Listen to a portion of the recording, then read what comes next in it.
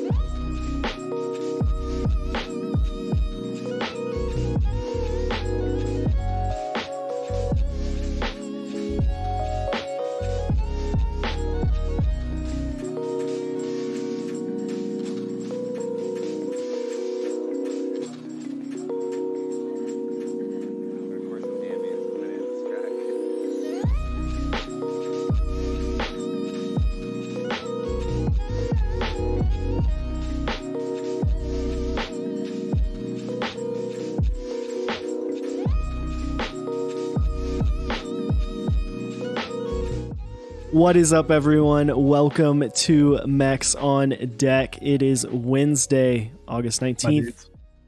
And today we have a very special guest, Mr. Dededecline. How you doing, my dude? Guys, I'm doing great. Thanks for having me on. I really appreciate it. Appreciate you. Man.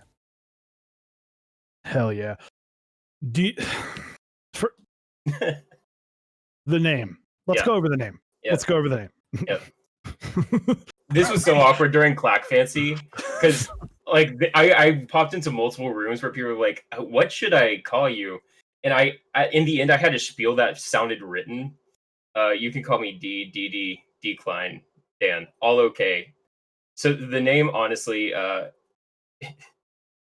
It came about when I was not sober and playing a lot of Smash Brothers. This was way before I was ever even watching keyboard streams. King I just I like the name. Yeah, exactly. I like the name, and I took it on like every social media site I could because there was like a thing that would do that for you.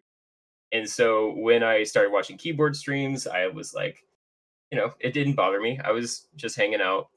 And then I decided to start streaming, and I was like, well, if I change the name, then it's like it. I don't know if y'all seen Arrested Development, but there's a scene where like someone hypes up their last name, and then when they finally go in for the audition, they use their first name and no one knows who they are. It would have been like that. Like, who is this person? So I kept it. It's worked out. It's honestly kind of entertaining right now watching people, go do everything from stumble through it to just admit they're not going to get it right to just go, "Hey, Dank, what's up?" So I own it now. It's what it is. That's what you got to do. I mean, Yep. I am a you are you. I think his was literally like a name generator Was it really?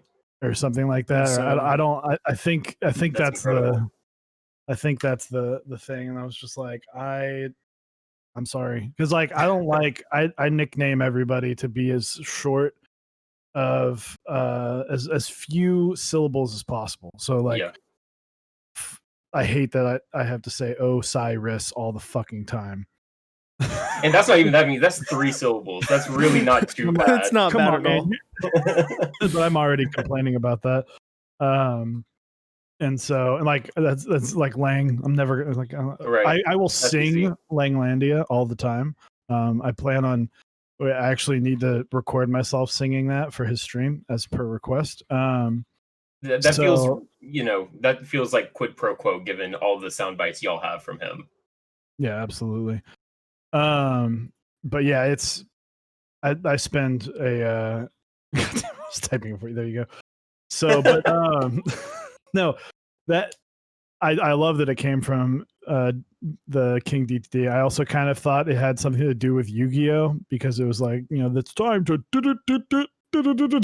That would have been good though. The other part of that is just my name fully is expecting that. Decline, so it just kind of worked like that.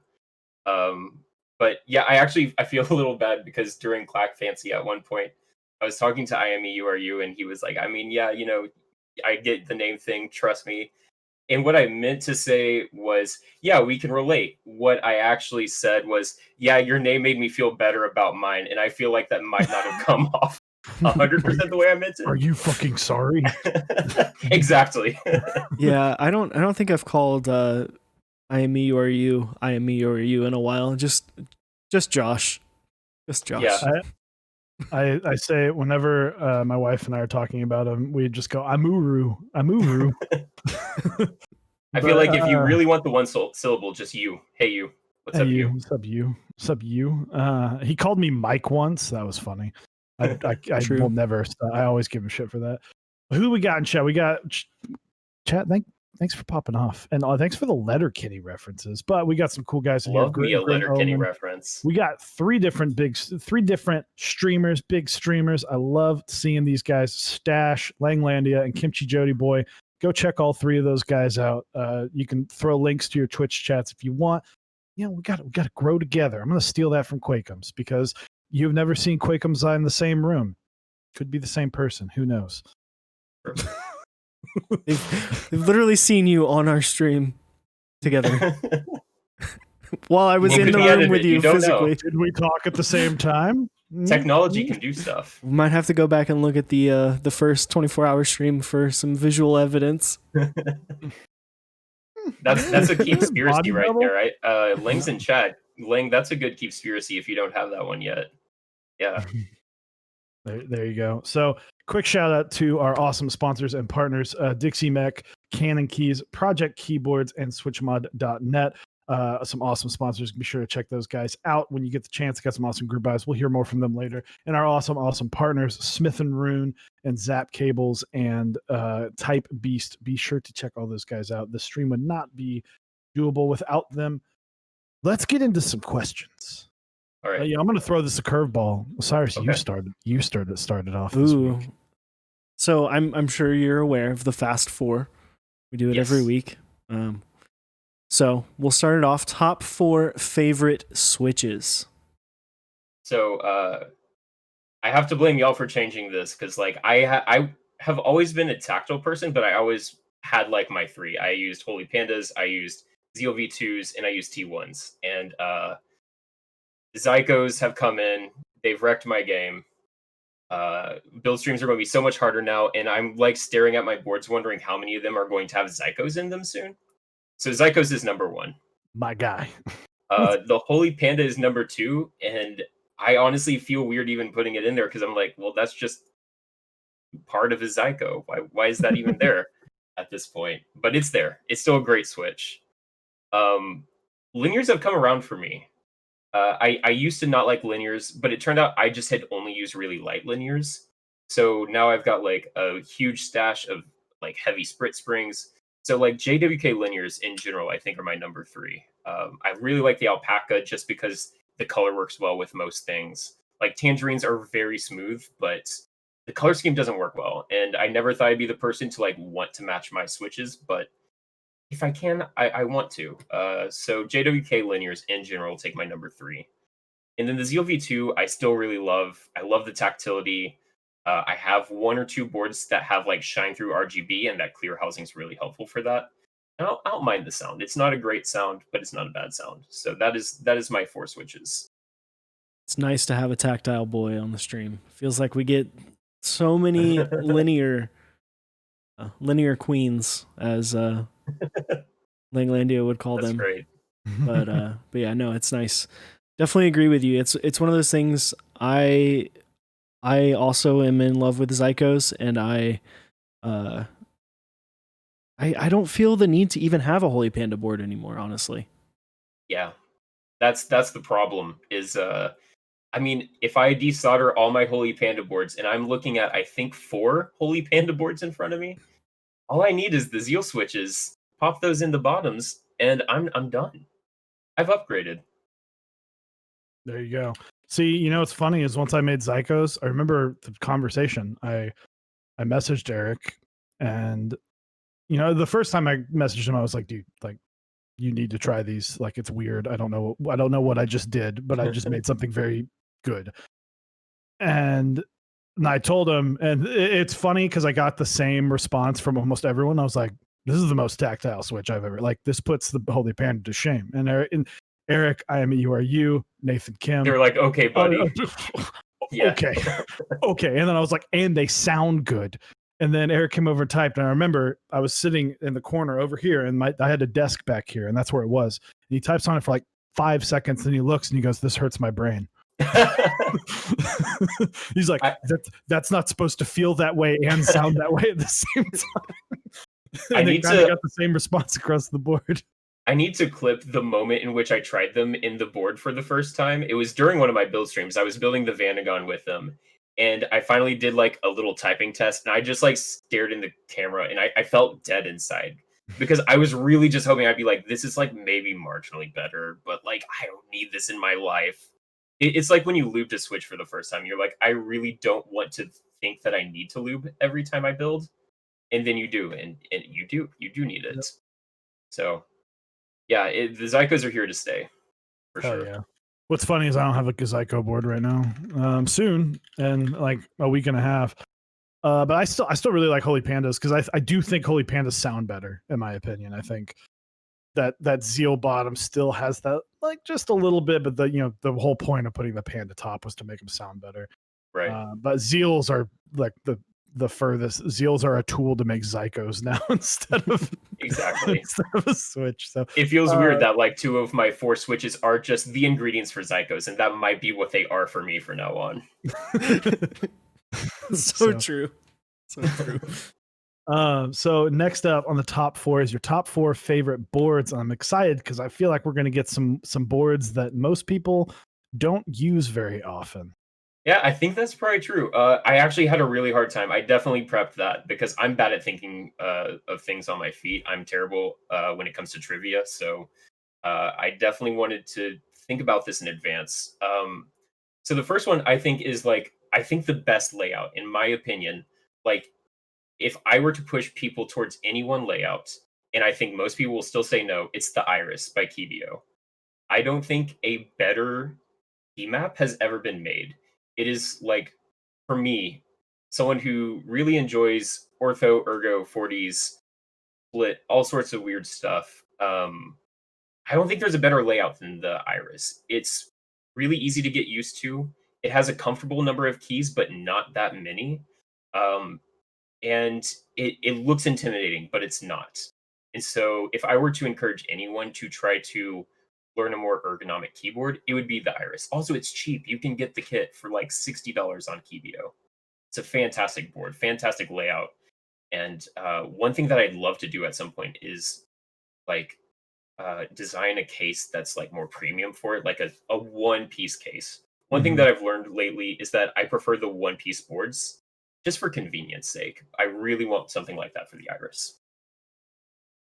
My number 2 is the Tengu from Project Keyboard, because it sounds like a weird one, but it was the first like premium Alice that was universally accessible. Like, it was not a limited group buy, but it had all the premium features. So isolation mount, brass weight. I really love that. Got in on it. I'm very excited for that. Number 3 is the Timo 50. I don't want to specify between the V1 and V2, but I think they're both fantastic boards. Again, really accessible for 40s. Like, they've got the full punctuation there, and they look so cool. I remember the first time I saw the Timo V1, I thought, this is not a board I'm currently interested in, but it's a board that I want. It just looks so nice, and it's really good to use. I love mine. I'm really glad I got a V2.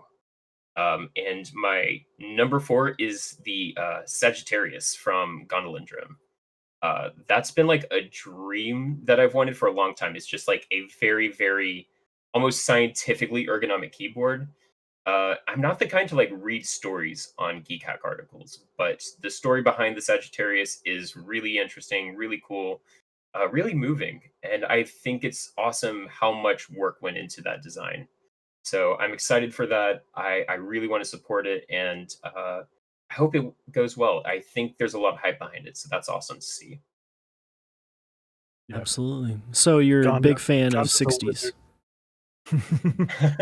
I do like 60s. I genuinely 60s is like usually my max.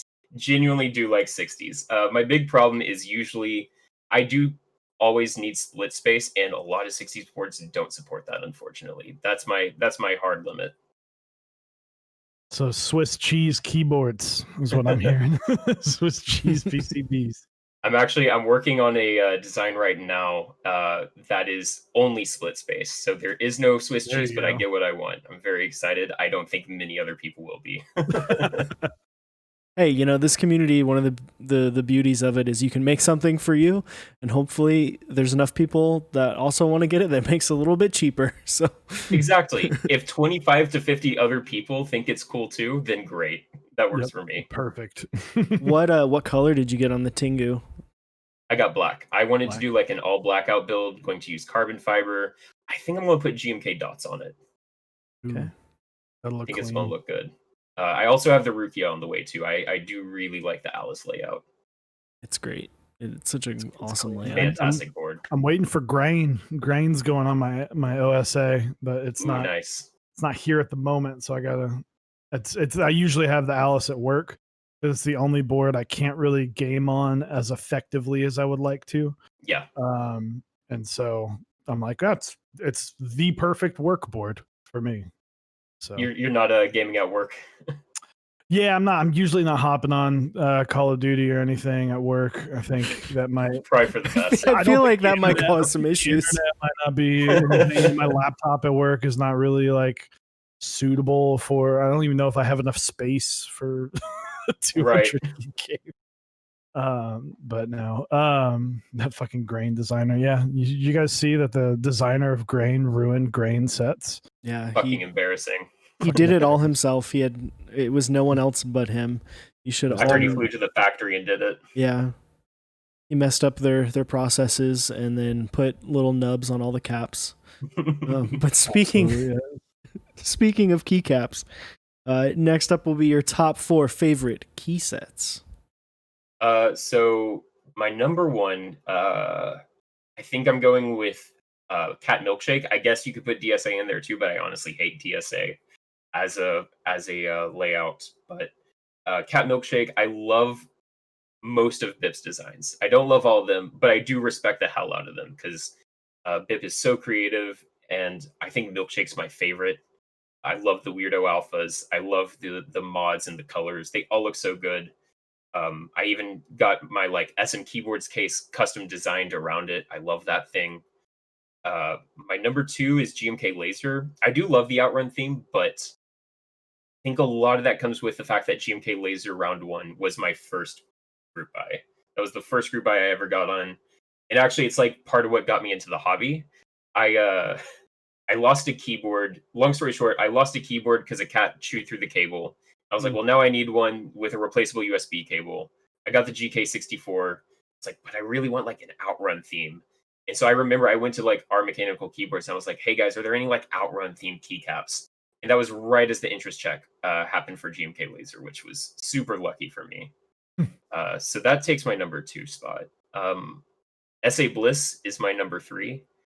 I feel like with SA sets, if I tell you to close your eyes and I give you two colors and say that those are going to be on an SA set, you can typically be right with an SA set. They tend to look the same other than the colors, I feel. But I think the mods, the custom icon mods were so great on that set, and the colors work so much better than I thought they were going to. And it's just a really beautiful set. I really love that set. My number four is a super weird one. My number four is G20 Semiotic. I love that set. I have most of a set. I have the alphas and I have like the custom extensions meant for weirdo keyboards. I have not been able to track down a set of mods for that. But it is just so out there. It's so weird. And you don't see it very often. And weirdly enough, as much as I hate DSA, I do like G20. I think it's super underrated. Interesting. There you go. A first. I would assume so. Definitely I would assume so. Last on the list, your top 4 favorite foods. Real quick, I just noticed Lang in chat saying fucking G20, we must have words. I mean, let's be real. G20 is like... It's a meme. Yeah. For most people, it's a meme. I got it as a meme, and then I was like, wow, I really enjoy typing on this. So maybe it's my shame, but that's okay. I'll own it. My top 4 foods. Pizza, number 1. Always been pizza. Number 2, ramen. I feel spoiled in that, like, the first time I had like real ramen, not like packet ramen, was when I lived in Austin at Ramen Tatsuya. I didn't realize that was going to be my favorite ramen of all time, and everything from there has been basically downhill. That being said, still love it. Still a huge fan. Eat it way too much. 3 is going to be Tex-Mex because, of course, Tex-Mex is great. Absolutely. Nothing like leaving Texas to make you learn how to cook Tex-Mex because it's pretty hard to find up here. Most places tend to think that guacamole is pureed avocado, and it's really unfortunate. Nope. Yeah. Avocado spread and guacamole are two completely different very different things, but you wouldn't know it if you paid $10 for it at a restaurant in Seattle. Exactly. My wife was just like, yes. I like him. God, yeah. It's unfortunate, but you know what? If it teaches me how to make it, then that's great. Especially in COVID. Not like I'm going to restaurants right now anyways. Yeah. My number 4 is going to be poke. I love poke, love fresh fish. Makes me feel healthier than I'm probably actually being. I'm like, oh great, there's some green onion on top of this like spicy mayo. So that's healthy, right? That's healthy. Yeah, I got my greens in. Yeah, I got my greens in on top of this big thing of white rice. But yeah, that's my number 4. There you go. Solid. So guys, if you don't know who Dededecline is, he is relatively new on the streaming platform that we like to call Twitch. He does lots of build streams as well as he's doing kind of the group buy updates and news and other such stuff like that. So if you have a chance to check him out, please really do go give him Go give him the follow. I love he just got that nice fresh redesign. So streams looking solid. Definitely love that about it. And it's just a fun time. It's a fun time. Spread the love. Watch a lot of streams. Watch a lot of different streamers. So welcome to the channel. You've been a longtime viewer of Mechs on Deck, which we, of course, obviously very much appreciate that. So welcome to Mechs on Deck. Yeah, no, I super appreciate it. First of all, I got to shout out Janelli Bean for that awesome redesign she did for my channel. Did such an amazing job. It looks so cool. Super happy with it. I also have to say, we were like most of the way through the process where I had the aha moment of realizing my source was 1080p instead of 1440p, and that's why my whole stream looked super cramped. So I gotta say, in a roundabout way, yeah, thanks to her for making me realize how dumb I'd been being. But yeah, no, I really appreciate it. Honestly, I'm not just saying that because I'm on y'all's show right now. Your show was like the first to make me watch keyboard Twitch content. It was like the start of COVID, and y'all's coverage of Mech Madness, like in a time when COVID was just starting, I needed some distraction. I was looking forward to this every week. It was so fantastic. I just showed up. That was all. I just showed up and it was a part of some conversations. It was it took over my living room. So basically the way it's set up, I live in a 1-bedroom apartment. I'm currently technically in what is supposed to be my dining room. Okay. And then my living room was the set of Mech Madness, and I had moved my couch out of the area, had the big green screen with all the cameras and everything. But no, that was so much fun. And yeah, the absolute same thing for us from a standpoint of like getting your mind off of it. That was at the time when, a lot of people unexpectedly got furloughed or lost their job, including myself. And it was really rough. It's really weird time. That was a lot of fun. And it's cool to hear that someone else got that same experience out of it, because that's kind of what we were hoping would happen once things. It's great. It's so cool the way y'all just owned the whole like March Madness theme, and it, y'all both had takes that were like really on point, and then some that were just really not there, and that was also really entertaining. Because I too had some takes that were really not there. That was at a point when I was not paying attention to like customs at all. So that was really cool. I really enjoyed it. And yeah, and also Chewy, you were the one who, like, when I first started thinking about streaming, you gave me like a list of what I would need to get started, and super appreciate that, because I just took that Amazon shopping list and went click, click, click, click, click. Yeah, it's like, so I owe, for those who don't know, Osiris streamed for like a year before we started Mechs on Deck. He took a little bit of a break, and then we kind of started up Mechs on Deck. And so I owe a lot of what I had to do, or what I got to Osiris. But I went sort of different ways, because Osiris and I have different things. Like, obviously, like we've got different room setups, obviously. So it's a lot of, I often go back and look at our older streams and just laugh my ass off at how like just rough it looked. And like it just, and how it sounded and all that stuff. So it's definitely been a building block process. But yeah, we've been wanting to release a video that's like, hey, if you want to get, if here's your budget, if you want to get into streaming, these are the steps you want to take. But I owe most of everything I know about streaming to Osiris. So I've only been doing this for 2 months, and I'm already looking back at my old videos and going, God, that was so awful. So I get it. Yeah, I mean, to be fair, when I was streaming on like my own channel, didn't have a whole lot of viewers, but we were grinding. But we were grinding. It was an enjoying.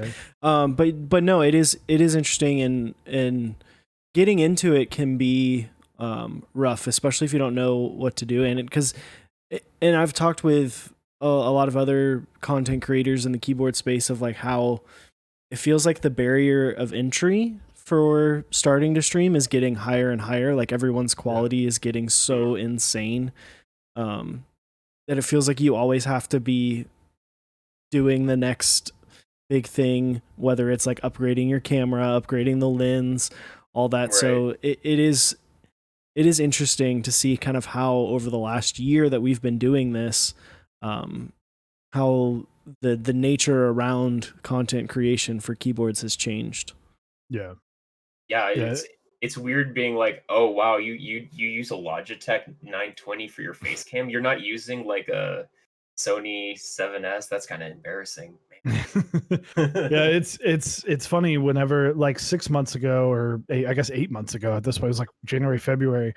Osiris and I were able to, we found this great deal on, I had an A6000. Osiris had, or still has an A6500, and we were like, oh, these A6000s are like super cheap on, they're super cheap on, Like used Amazon. They were like used Amazon renewed, like the box, Right. it didn't come with half the stuff in the box and all that stuff.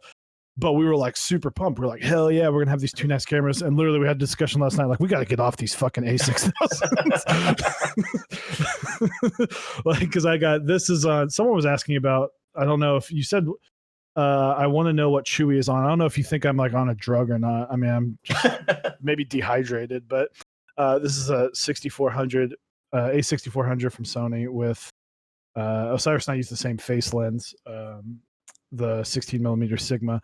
But yeah, it's funny. You know, Cyrus and I are always looking at like, what can we improve? What can we improve? How can we get better? How can we get better?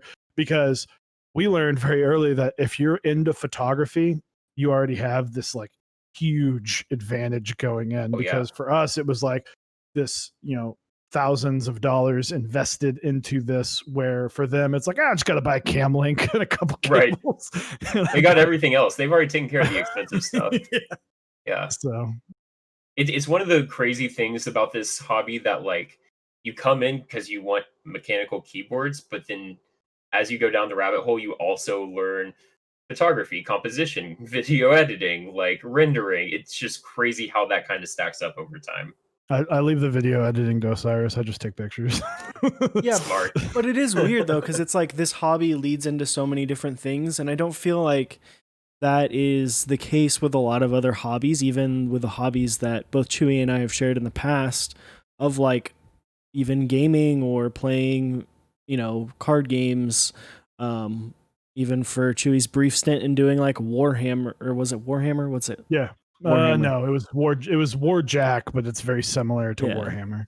But like they don't lead into doing other things the same way this hobby does, right? Like exactly what you said of getting into photography, wanting to you know, post pictures on Reddit, on Instagram, and then you're into like the hobby of like social media and streaming, and then like this all of it. And it's one of those things that is really cool because you get so passionate about what we do and what the vendors and designers create with these keyboards and keycaps.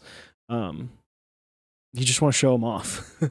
Yeah. How can I use my non-keyboard talents to show people the talent? That's like when I'm getting the new camera and some new lenses, you know, kind of sort of same situation. It was like, my wife makes this amazing food.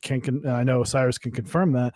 But I was always just taking these phone pics with kind of just matte lighting, and then like I started taking pictures with this nicer stuff. And that's not to say that you need a super nice camera to do it, but it made, you know, having the nicer camera made me go, I need to start. If I'm going to own this, I should use it to the fullest ability that I can. And I started taking better pictures of her food, and then it was like, oh, cool. Now I can show everybody how awesome this food looks better than I've been able to take pictures of. So it's just, it's like Osiris said, it's really cool that this hobby led to other hobbies of other things that I really enjoy, to the point where I'm like, I don't even need this many keyboards. I'd rather invest some of this keyboard money into some other things. No, it's cool because it's like it starts out with, I was on like our custom keyboards or on Discord, and I'd be like, why do your pictures look so much better than mine? And now I'm like, okay, I've got the indirect sunlight, I've got the nice angle, like I'm ready to go. Although I think this is probably something y'all can relate to. I use an A6000 as my overhead camera for my stream. It's the only nice camera I have. And I was like, this is going to be great. I'm going to take so many nice keyboard photos with it. And I don't want to fuck with it. I don't want to unscrew it from my overhead mount. I don't want to deal with taking out the battery, changing the lens. I don't want to deal with it. I got you. I got you. After stream, remind me. $20. It's this little like hot shoe mount basically for your entire camera, and it changed the way I was able to do. I now tear everything down because I literally just one thing, boom, camera pops off. I mean, I still have to unplug stuff, but yeah. I hope you're sending me Amazon affiliate links because I've now bought a lot of stuff through Amazon on your recommendation. I hope you're getting some kickback from that. We're still working on that one. But no, I definitely feel you because for the longest time it was like I didn't have a setup to where I could realistically get the same shot every week unless I just left it there. Yeah. And so I was always leaving it up, and it felt weird because I had this camera just like hanging upside down like this, and I'm like this looks so ridiculous. Like someone walks into my house, they're gonna be like, "What the hell is going on here?" But no, I've finally got it to a place where I can realistically unscrew and screw in the camera every time, which is nice because then you can actually do what you're talking about taking some nice pictures and doing. You can use your hundreds of dollars worth of camera for things other than overhead shots. Yeah, exactly. Also, Upas, thank you for the tier 1 sub for 8 months. Appreciate that, my dude. Yep. I just posted the link to what I use. It's this little newer, like, nice. It's got I'll PM it to you as well. So if you don't want to lose it or anything, but yeah, it screws in. I've got the small rig, so it's, shout out to Osiris again because small rig makes your camera feel like a big boy camera. But it's super easy to screw into, and you guys are able to just do that. Are we all wearing the same glasses? I'm wearing Warby Parker. I'm wearing Warby Parker. So we're all wearing Warby Parker. They y'all need a sponsorship. Yeah, apparently Warby Parker, hit us up, man, because I need some new glasses. These are fucked up. So I want to take a second. I'm going to rant for a second. All right. So I got GMK Cafe in today because, of course, I always get cool stuff the day after mail day. So first off, great set, Lang. Absolutely, like, you did a phenomenal job. Opened it up, looked at it. Colors look so clean. It's such a muted, just like warm, very nice, cozy feeling to it. I loved it. One, you got me. You bamboozled me on this. I literally, for a second, when I put it down for like 5 minutes, I looked over and I was like, oh shit, did I spill a bunch of crap on the sleeve? And I was like, I didn't. And then I was like, fuck you, Lang. Fuck you, because you got me. So you can sleep easy tonight knowing you got me. All right. But what? I don't keep these. Great design. A+. This is the worst thing I have ever had to fucking deal with. This is stupid. These, I'm sorry. Osiris might have been nice about it. Fuck these. This infuriated me. Why? Fuck this thing. And also, fuck everywhere. No one should ever use those. They're terrible. Fuck those things. I couldn't slide the keys. I couldn't do anything. And the only little thing I was nubs in the middle that will just like the nubs. You. And I'm like, and it came in and it was all kind of jumbled. And I was like, I already fucking hate trays. And this was the stupidest shit. I was like, I was infuriated. I was like, I am like, it is already in a bag. I mean, it would have been a bag regardless of if it was the old trays or not, but I went into it and I was like, let's be calm about it. Let's be nice. Let's have an open mind, Chewy. Like, just open mind.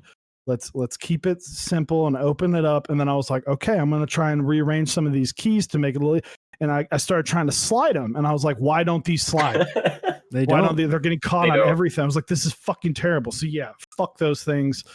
Every single one of those, I'm literally just going to rip them up and just dump the keycaps on the table and then just throw everything away. So first, I'm a little disappointed because I was really hoping that rant was going towards a long con joke about you getting Olivia instead of Cafe. Oh, that would have been good. Yeah. That would have been really good. Missed opportunity there. Yeah, but I feel you. I 100% agree with you. And I have like 3 of those new tray sets right now. I hate it. And I reached out to JTK because I love those JTK Max trays and I want to take everything out of my GMK trays, put them in those. I was like, hey, could I like run a group buy for these? And the response I got was vendors will restock. I was like, okay, but like what if I got like a lot of interest? Because I feel like there's a lot of interest here. They're like, no, vendors will restock, so I guess that's not happening, unfortunately. I'll wait until vendors restock. The JTK trays are like, I feel like because JTK kind of went off the rails for like a year and a half, and they didn't really run very many sets or really any at all. I think the first one in a while was like a Voss talk or whatever it was, the one that Novel Keys ran. Like people kind of forgot about those trays and how awesome they are because they're nice. They're awesome. They're fantastic, and they can hold like 2 sets depending on the set. Absolutely. And they don't have like the little nubs like the old GMK trays. They're not terrible like the new GMK trays. Yeah, I would love to be able to get just a bunch of those, but honestly, my wallet's probably better for it right now. I would buy probably $300 of those trays right now just to get rid of my GMK ones. Okay, so it was brought to my attention that I scared my dog I could imagine that you did. in my rant. Oh, poor boy. So, Or Howie. you want it? I mean, even if he physically could not eat it, he would still take it. It's Howie. I'm sorry. Hey, are you gonna be? You don't even care. You just want me to put with the treat going across his mouth like that. It kind of looks like the Bob keycap y'all were talking about last night. True, very true. Although that treat is probably already gone because Howie is a monster. He's eating it over by my wife. So you give me the thumbs up when it's already finished. So yeah, we'll keep a track on that. So yeah, I'm sorry to my dog and all that. Anyway, yeah, that's my rant though. I just, like I said, I tried to be open-minded. I kind of messed with it at Osiris's, but I didn't like really like mess around with it. I didn't pull keycaps out or anything like that. And I just. But here's the thing though, you throw it away because you were either throwing away or giving away the other trays. You throw those away, you know that they're not gonna be a nuisance to society. They compost. Is that the GMK long con? We know you're going to hate these, but at least you're going to throw them away and then they'll biodegrade. Hey, you know, I mean, maybe I can try to use it as like a coffee filter or something. I'll recycle it. I'll recycle. I always gave away my old trays. I'll make sure these get recycled. But yeah, I appreciate what they're trying to do. Right. No, for sure. I found out the other day they were like, we're really sorry, but SA Godspeed's gonna come in bags, and I was like, fuck. Could be worse. But anyway, I know that's not how composting works. I am aware, but anyway, let's talk some keyboards because I had a topic. Sorry, that's my wife that just corrected you on composting. Just want to point that out. So I want to talk about a particular topic because now that obviously Osiris has not fully played with the Kepler, but obviously Osiris and I have some higher end boards. We have some lower end boards. And we haven't really talked about this of the differences between these higher end boards and kind of, I've talked about this in the past of the mechanical key. You have mechanical keyboards, you have custom mechanical keyboards, and you have high end custom mechanical keyboards. And Osiris and I have now gotten to play with a lot of these higher end ones. We've gotten to, we definitely love our custom ones, and we've definitely enjoy our the kind of just, this is a mechanical keyboard. And so I wanted to talk about these differences and how some of these lower cost boards are performing against some of these higher cost boards. Yeah, it's really interesting. I feel like it's a very competitive time right now, right? Like a lot of people are getting interested in design. It's easier now than ever. You have a lot of good resources. The AIO3 design server is so incredible if you want to learn how to design a keyboard. There are some super helpful people like Fropsy that'll help you design a board if you want to.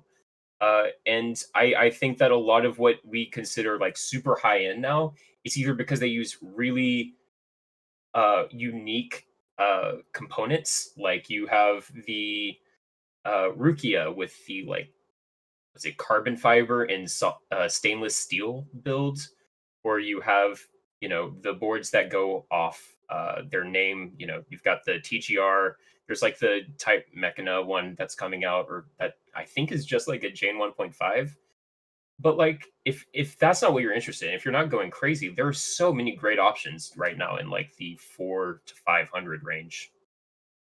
Yeah, it is crazy because we've seen, and we've talked about how even all the way back to the beginning of Mechs on Deck, before we were even on streaming on Twitch, we talk about how as things get better on the high end, people want to innovate and get things better on the low end. And I think we saw a huge change, a huge shift with the Polaris last year coming in, and then that actually being really good, and also the Key 65 being really, really good. You have other boards that have been really great value for what you get. Like, the Think 6.5 board is another one that's kind of in that mid range that really is punching above its weight. And the Space 65 as well. It's just crazy to think that what $400 can get you now is basically equivalent to what like $700 got you a couple years ago in terms of like the quality.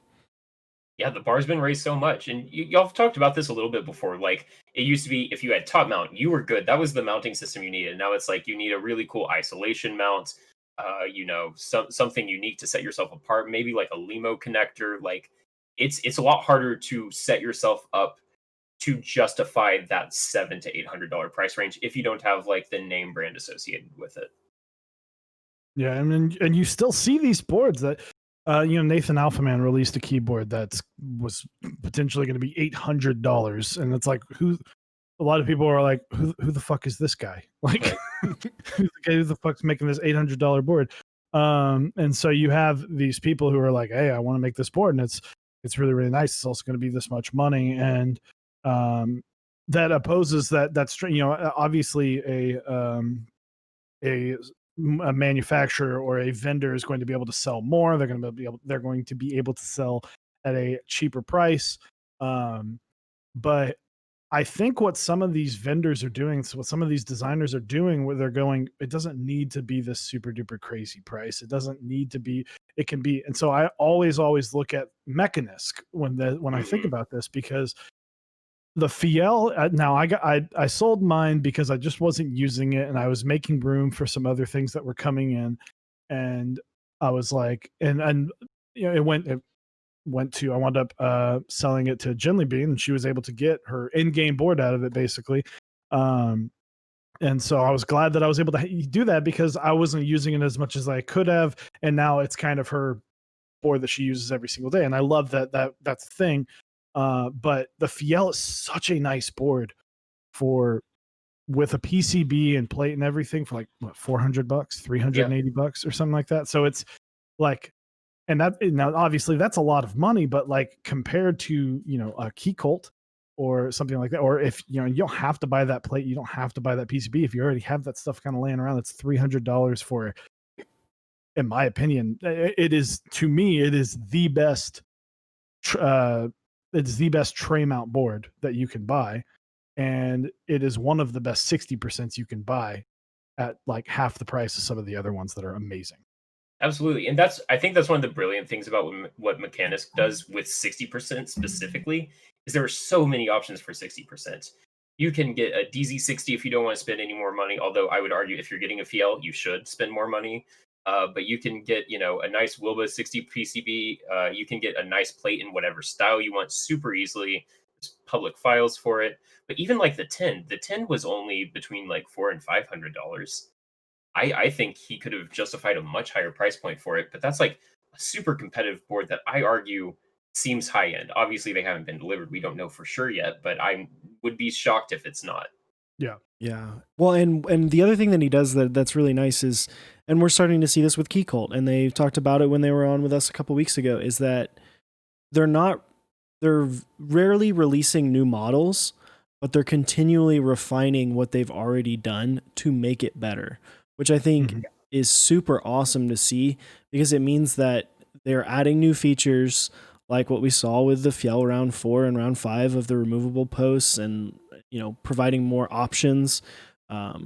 and they're reflecting those changes in their entire line and continually able to not only make the boards better but also like cheaper. Like the Clippa T is an insane value. Like it's nuts. Absolutely. And like it keeps you relevant. Like I don't think Keycold's anywhere close to going out of relevancy, but like y'all were talking about the modern 0110, how that was like high end 2 years ago. It's not today. Those little refreshers, those little changes that Keycold does is a smart way for like the number one to stay a very relevant and successful board. I think that's super smart. I also think it's really cool. Like they clearly want to release more stock. They clearly want to get it into more hands. They're not trying to go purely off the hype that exists with small releases. It's a really cool model they're going with, and I think it's really smart and cool of them. I really appreciate the way they're doing things. Now they just need to make a 40s board, split space, and I will be very, very happy. That's my ask of people. I'm not sure. Just put a PCB, just slap a PCB inside the field. Just put like just get like a plushie doll and fill in the rest of the space. I think the I'd other get thing hate mail too, for that. exactly. The other thing too with Mechanist though is also he's able to deliver these boards on time. Like he's able to deliver. Like he gets it done. I don't think the FIA round 5 got delayed a whole lot. If it did, like COVID, guess what? Everyone got delayed. That's not like 2020. If you're mad at people for not being on time, then you need to like take a few deep breaths. This is a patient hobby anyways. And it's COVID. Like everything's going to be delayed. Yeah. So, but that's just one of these brands where I'm like, you're pumping out fire. The tent is going to be solid. And that's when I got the Key Colt, and I was, I'm very happy with it. I haven't built it yet, so I can't give the full review. And when I look at it, I'm like, this is great. You did the design is it's very cool. It's got that it's that number one feel. So it's a very cool design. It's very light. That's the one thing. Or it's like I'm glad I got the brass because I feel like the aluminum would be like so light. And that's not to say that that's a bad thing. I don't think aluminum key colts are bad. I don't think light keyboards are bad. I think my SM keyboards is a fantastic keyboard. Right. But it's in my opinion, I'm like, if I want something kind of heavy, I want something that feels a little bit more premium in the hands. That's why I went with brass. But their anodization and all of that is what puts them a step above a lot of other people. TX keyboards used to be that. If that used to be TX keyboards, and they still release it's very good anodization. They've got some other problems that they should really fix sometime soon, like their PCB selection. But use QMK, cough. Yeah, use anything but Jigon. But and I'm looking at these, I'm like, this is fantastic. And the reason that this is expensive is because I know, we talked about it last night. The B stock reasoning behind my Key Colt was something so minimal that I couldn't even get it to show off on camera. So it's one of those things that like I understand why these are expensive because the quality of them. And then gaskets and the plate design is going to obviously add some cost to it. But I look at a board like the Iron, I'm like, that's a fantastic board. And that's one of the boards. That's the board that I immediately think of. That's a premium board. Or that's a board that they went out of their way and they made all these decisions to make it a premium board. I'm not just saying that because we're partners with Smith and Rune. I'm saying that because you can see a lot how much thought and design went into it. And then the next one that I like to think about as well is the Bauer, because the Bauer is already getting changed. A lot of people love the Bauer, and he's already like, I got to make it better. Yeah, like that's what sets things apart. I feel like. No, I absolutely agree. And like Smith and Rune, when you were talking about like mid-range-ish boards that feel very premium, the Iron 165 was the first one that came to my mind because it's a gorgeous design. I think everyone was really excited for it to come out. I don't think anyone anticipated like the current aftermarket prices it's going for. And it's hard to say that it's correct or anything like that, but I will say I think they deserve the hype. By all accounts, it's a gorgeous board. They did a great job with the QC. it looks and sounds and feels great. I think I tried one at the last Seattle meetup, but I couldn't tell you for sure. There might have been a proto there, but you know how it is when there's hundreds of boards, you can't remember what you have and haven't tried. You get lost. You do get lost, but like that board when it was in group buy was what, like 450 plus or minus $100. That's an incredible value. Yeah. But it's also cool to see, like you were mentioning the QC that you got with the key cult. It's cool to see that beyond just key cult. That's the same experience I saw when the Timo 50 extras were going live. People were posting pictures of their like B stock Timos, and it was like a small nick on the inside of the case that when you are built and using it, you are not going to see. And so to see Canon Keys doing that with a board that is nice, but definitely not like an $800, $900 board. That's awesome. It means that like our hobby is moving towards higher standards for ourselves in general. What I find interesting though is and Chewy, you kind of touched on this with talking about TX, is that some vendors have kind of been left in the dust in a sense with this. And I think TX is kind of one of them where they haven't really kind of stayed up on the times. Another one that was super popular and is still on, you know, in the mouth of a lot of people, but is not as prevalent is like Duck. Duck boards aren't as widely used or widely renowned. Even something like Exclusive, they're starting to do more, but like they have had the E6.5 and they haven't really been doing as much either. So it is interesting to see kind of how that how some brands haven't been able to quite keep up. And some of them have been on the verge. I think like Fox Lab with the Leaf 60, I think there were some people who were really happy, and there were a lot of people who were like, the hell's going on here? Because it was kind of weird. But then they've been kind of redeemed with the Key 65. So it is interesting how it constantly changes and it's constantly updating, and you have to be on your toes. You have to be always looking at like what's happening, what is everyone expecting, because 2 years ago the community was all about box navies and 4mm thick plates. Like hell yeah, brother. Right. Yeah, things change quickly. If you're not like we are all invested in like seeing the day-to-day changes. We see things as they develop. I imagine for a lot of the brands you're talking about, TX Duck, they're like, all right, we did that. Let's come back to it in 6 months. We'll do another round. And things have changed. Things have changed a lot. It exponentially in like some ways. You look at how many people are in the hobby, how many boards are selling, and just how many new features are coming in. I hope they catch up. I hope they're just slow on the draw, because I think those are great brands you're talking about. But yeah, like the PCBs from TX, the you know, the PCBs from TGR, the PCBs from TGR, the PCBs on the canoes. There's a lot of PCB issues. These are things that like just aren't competitive anymore. You're not going to get the same hype you once had if you continue to just try to go off the name brand. Yeah, and that's like I was very excited for the TX V2 across the boards. Now I still have a deep rooted hatred for the TX 75 V2 right now. And every time I think about that board, my thumb hurts. But that's the only one that I really liked from that entire revamp, because I thought that was the only one that's one of the few ones that they were like, let's make a new PCB, and they made it like a little bit better. But with the TX 60 V2s, I was very excited. The Baka is literally how, like, I love the TX 60, but I want to make it better, and I want to add other aspects of other boards that I really, really like to this. But it was at originally, it was just like, how can I make the TX 60 better? And I just was like, you just had a couple design changes that I didn't really like, but you didn't change really anything. And I remember because Osiris saw it first, and he was like, "You're not going to be happy." Like he sent me this, and he was like, "You're not going to be happy about the actual announcements for it." And like I said, I'm a huge fan of TX keyboards, but as Osiris said, they're just getting left in the dust right now.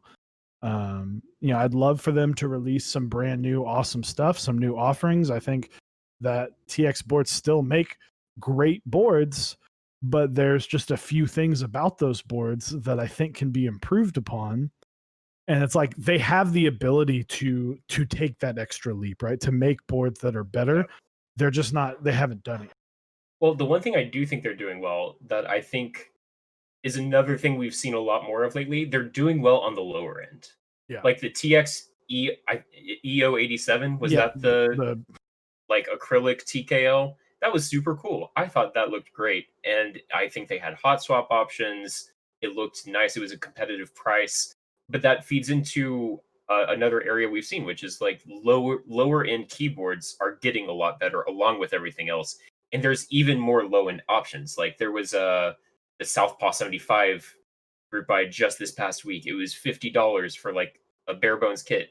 And sure, you're getting a very, very basic assembly. But I remember when the Contra was a thing, and that was like so hype because that was so accessible at such a low price. I feel like we get so many more options in that very low price point for people just coming in and trying to learn. That's super cool.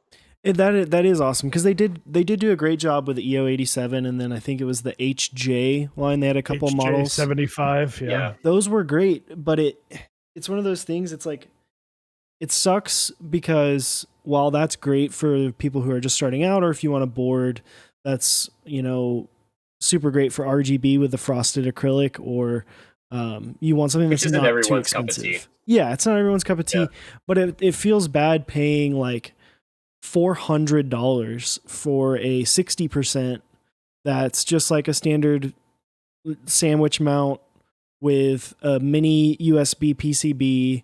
Like it's not really that updated. It's just it feels bad. And for $120 less, you can get a Polaris, which is a gasket mounted 60%. Right. You can pick your bottom row based on the tops. Type C PCB, like, I'm sorry, it doesn't compete. It doesn't compete. You've now lost to a board that is a lot cheaper, and just better, and just overall better. I think. Mini. You know what's funny? I shit on mini USB. I have 3 boards right now that have mini USB. It's just like single round one. I was like, I found I was able to get it from a friend for a good price, and so I'm not going to complain. My other PCB shit the bed on my OSA, and I had an Alice style board with a mini USB, and then the crown was designed before the Heine Bush PCB went to Type C, and so I was like, it just kind of shit happened, and then I wound up with 3 of them. So, but if you need a cable, check out Zap Cables. Just released the Midnight Rainbow cable. So just go check that out. Anyway, man, I do love Zap Cables. I will say I did try to build my own cable. I'm not sure I'm ever going to try to do that again. I needed a third hand for that. I don't have one. It was a very frustrating and humbling experience. The trick is the mousetrap. That's the John from Zap Cables special. Using the mousetrap. I use the backside of cable cutters. Cables are actually, for whatever reason, that's one of the few things that I'm actually like good at. So I was able, like, it just made a lot of sense to me because whenever we did it for the first time for the video, I remember Osiris coming out just being like, dude, and like I was like, I'm done. He was like, does it work? And I was like, yeah, it works. And we got to plug this in, and he's like, we're just gonna say mine works. Fuck this. And then like the second time he made one, it worked just fine. But it was funny that Osiris is really good at a lot of things, and it's very rare outside of like Rocket League. It's very rare that I am like consistently beating him on something. Shots fired. And this is one that, dude, I'll He's way better than me at Rocket League. It's never been a contest. But the cable thing, I was like, whoa, Eric's struggling. And does that make you want to do it more now? Just kind of. To flex? I hate sleeving, but I think also a lot of it has to do with being left-handed. Like, I mean, you can kind of coordinate it, but like it can be goofy on like how you're supposed to lay the wires down or whatever. So it's one of those things. I'm like, cool. I'm not going to make cables for a living because like That's a I don't grind. know how that's a grind. Like props to Zap and Space Cables and everybody else that makes cables. Mad props because I couldn't do that. I could do like as a side gig, you know, I made like, 10, 15 a month or whatever, but like I couldn't do like 20 a day. One of my favorite build requests that I've gotten since I started doing this, someone was like, "Hey, I've got a couple cables." They submitted the form. They were just like, "I've got these cables that I want built from these kits. Let me know." And so I contacted him and I was like, "Hey, I hate building cables. I'm not going to do that." He said, "Yeah, I kind of figured that was going to be the answer. I figured I'd like shoot my shot, see what happens." But yeah, I totally get that. I hate it too. That's why I'm asking. It is funny though, because I've seen like after we did the building cables, I've seen a couple people like Nathan Mentorly do the building cables on stream, and it's never been like, they're always at the end like, I am never doing this again. like this is worth paying the little bit extra money, because it's one of those things. It's like, it's not impossible and you can do it. Like it's one of those things. It's not very hard from like a standpoint of like actually doing the tasks, but it's just so unbelievably frustrating. It's so tedious. It takes so long, and at the end, you have a USB cable. You don't have a keyboard. You have a cable. You're like, congratulations, you can plug your keyboard in. Yeah. So it's cables are a fun thing, but no, but no, I mean, kind of back to what I was saying, or back to the topic was, I look at all the boards that I have around me, and I'm very fortunate that I'm able to have kind of a wide variety. Especially once the key cold's built, I'm gonna have a key cold all the way down to a stacked acrylic board. Wait, do you have a key cold? Yeah. I'm kidding. Yeah, exactly. I have a key cold. Did I say that? I don't know if anybody knew that, but no. Congrats on that. Seriously, that's awesome. No, thank you. I appreciate it.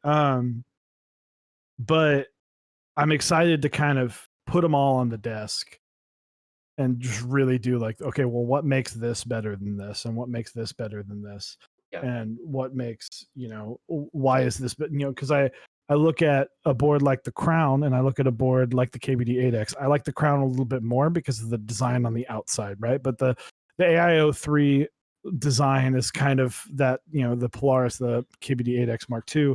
Those are both designed very similarly with that side profile. I like the side profile on the Crown a little bit more.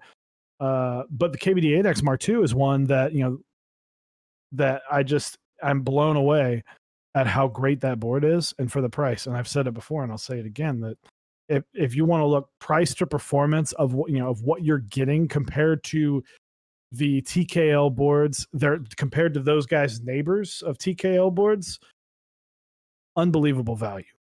Yeah. Just unbelievable value. Yeah, I've now built I've built the gamut of KBD fans boards now, especially since I opened build services. And the TX8 or the KBD 8X was the first one that really blew me away from those. Most of the time, I'm like, okay, yeah, this is a KBD fans board. It's reasonable for the price, but meh.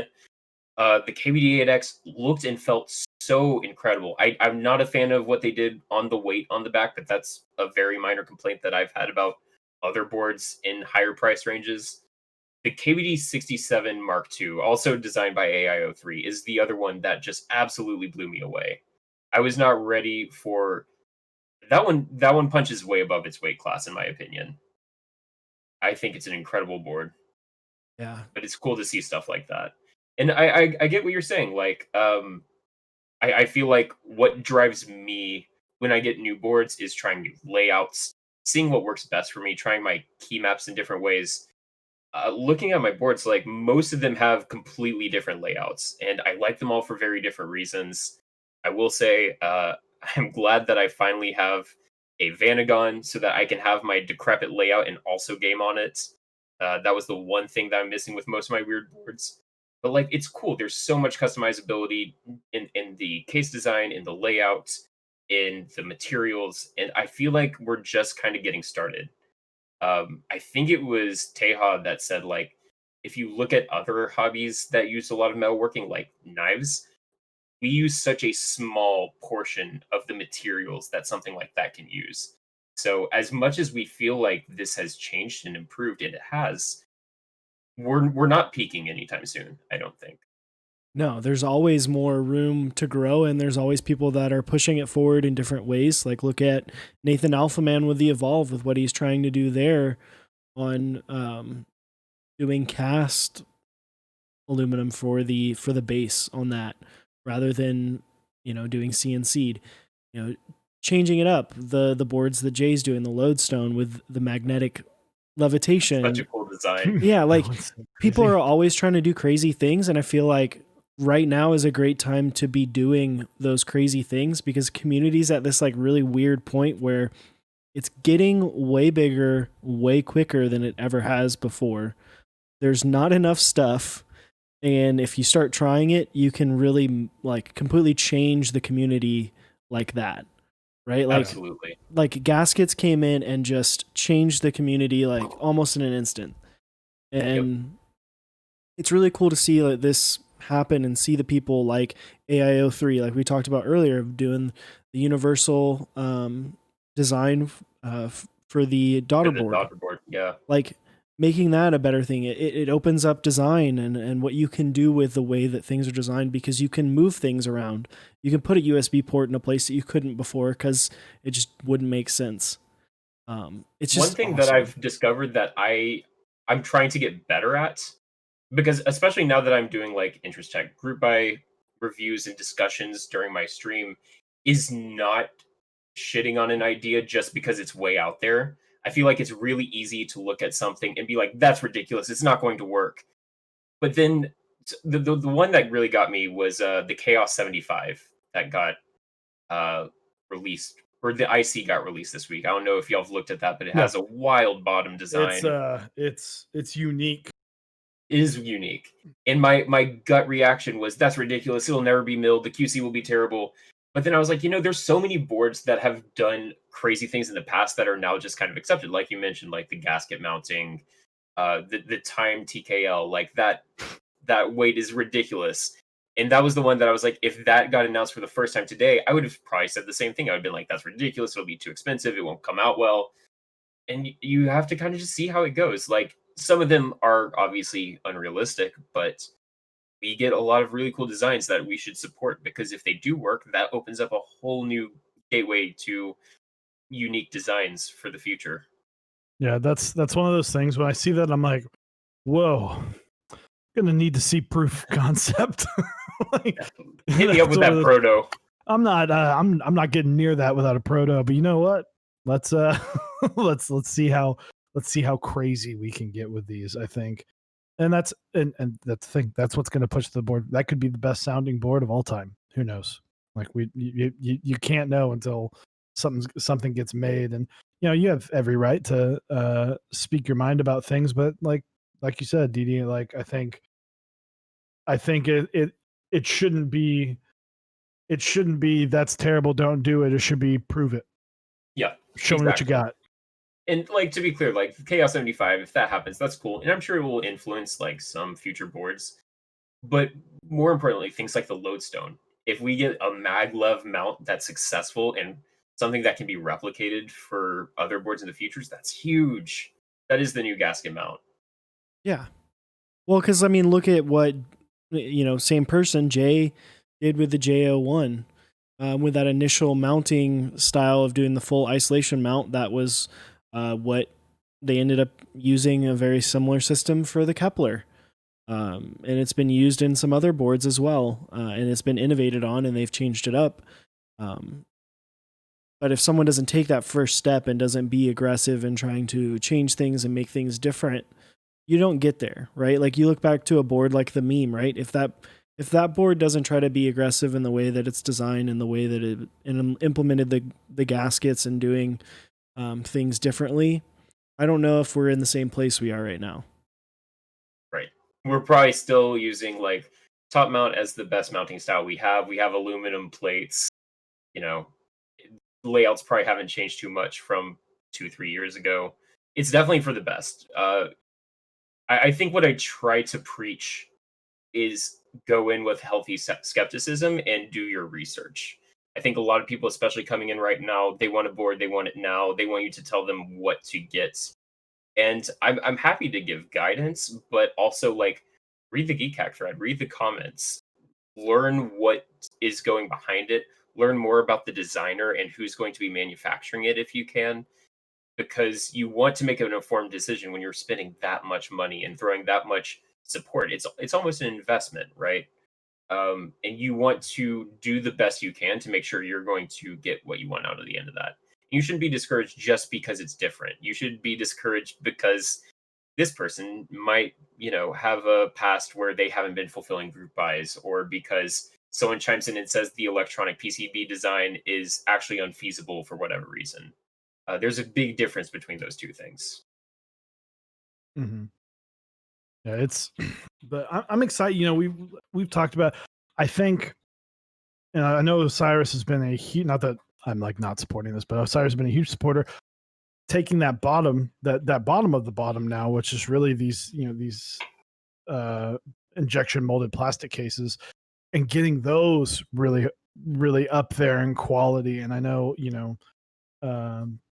we're going to try and get our hands on one of these NK65s with the injection molded plastic, because that's what's going to grow the hobby. These super high end boards, they're awesome, they're unique, they're cool. Those are for us, right? Those are for the people, the hobbyists, the people that are really, really far into it. But we need the entry level to get wider and bigger and better and production more available. That's going to grow the hobby, because some people, there are a lot of people that I respect because they have self-control, are one and done. They get the NK65. I'm like, this is fucking amazing. I got some solid switches in it. I've got my solid keycaps. This is my dream keyboard. I'm done. I'm good. I'm going to go move on to the next hobby, which respect, because, saving yourself a lot of time and effort and money right there. You just spent $300 on a keyboard and you're done. Mad props. But Kimchi Jojo Boy, exactly. Imagine self-control in this hobby. But blissful ignorance. You don't know what psychos feel like. Exactly. But you can, that's how this hobby is going to grow. And I don't think it's great that Rama's doing that. It's great that NK's doing that. I'd love to see some other companies do that. UPass has been doing that with the Brutal Savage Wrecked series.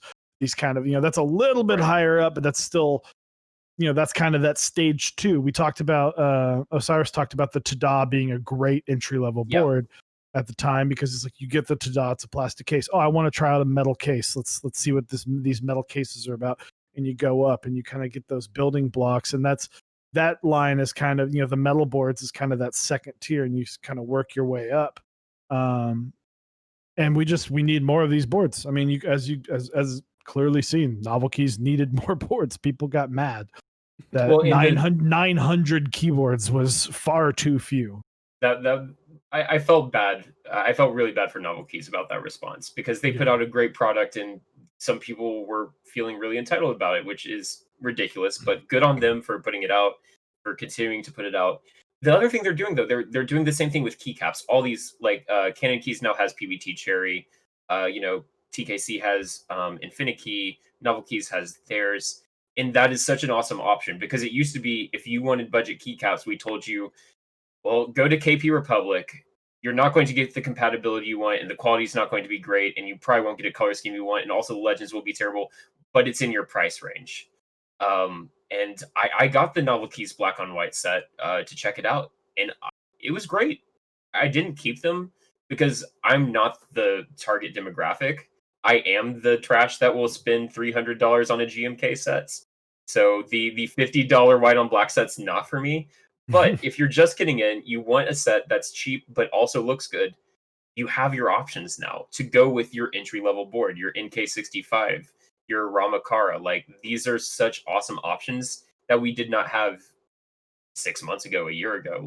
This is new, and it's great. It's the way that we get people coming in to no longer go, oh, you mean I have to wait for something I want to go into interest check, then group buy.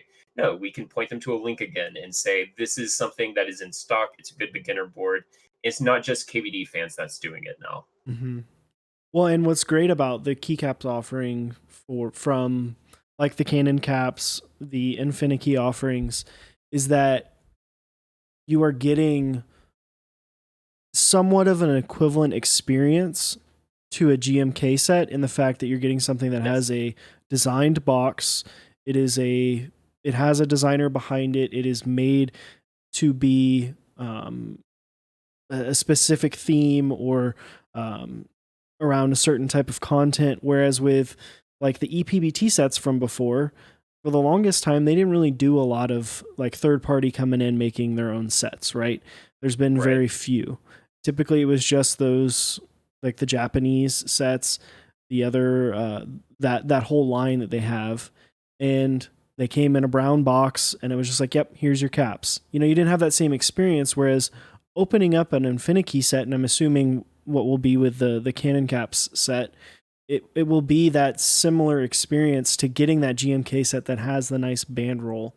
You have that experience, whether or not you like the trays. Still a nice experience to get that, somewhat that design aspect into it. And that you get the gratifying custom experience of ripping up the tray and throwing it away. Yeah, exactly. Well, I say this. I've talked about this before. About I've owned more than 2 GMK sets, more than enough to have one, have the other, have the experience of opening one, and then the older ones and the new ones. That's just something that's it's preference for me. You could absolutely love these sets, and yes, I do think they work better like on a shelf. If you're someone that loves these sets, please don't let my opinion on these the trays sway yours. The trays. Please don't let my opinion on the trays sway your decision on whether or not you should keep them. It's not for me. That's the best part about this hobby is everything is everything's supposed to be the specific, not about what is this person like. Talking to you, Dededecline, you didn't have to like Zycos that much. Jeez. Well, I wish I didn't. But that's the joy. You're trying to make the board that's perfect for you. Right. Like, exactly. And that's the whole point. So while yes, I do hate these trays, if you like them, that's not a bad thing. I'm not going to judge you for liking them. I'll judge my friends for liking my close personal friends that I know in person that I can smack for telling me otherwise. But I'm not gonna judge. I'm not gonna judge anybody. It's a joke, right? Right. It's a joke. No, Osiris, you reminded me of something like talking about the keycaps. It made me realize there's actually like 3 tiers here, and I was thinking of novel keys and putting like Infinity and Canon caps with it, but that's not exactly the case. Like the novel keys caps are like the very basic entry level, whereas Infinity and Canon keys are trying to be more of a competitor to GMK. That's really true.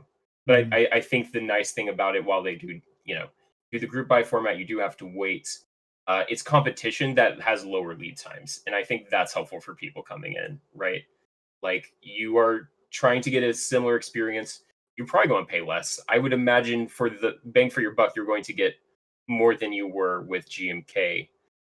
But we don't have to tell you you're going to wait a year to get your product. Yeah, well, and the products are different enough to where you can get it's like a similar experience, but it's still different, right? There's their ever present difference in sound from a ABS versus a PBT cap set, right? Like PBT is always going to be a little bit darker than the ABS. ABS is going to be a little bit brighter, a little bit shinier of a sound. Shinier of a set too. And that too. Yeah. But it is really nice that you can get that same experience of unboxing, which goes back to what we were talking about before, that same experience of getting a product that is manufactured for a specific reason, and then every piece of it is thought out at the price you can with like the Infinity sets or the Canon cap sets of $100 for a full base kit that's way bigger than what you would get from the $100 GMK sets, right? Right, exactly.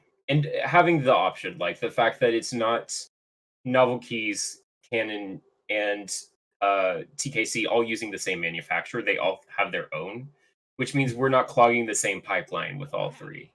We're getting a lot of cool options. We're not going to be like drastically raising the lead times.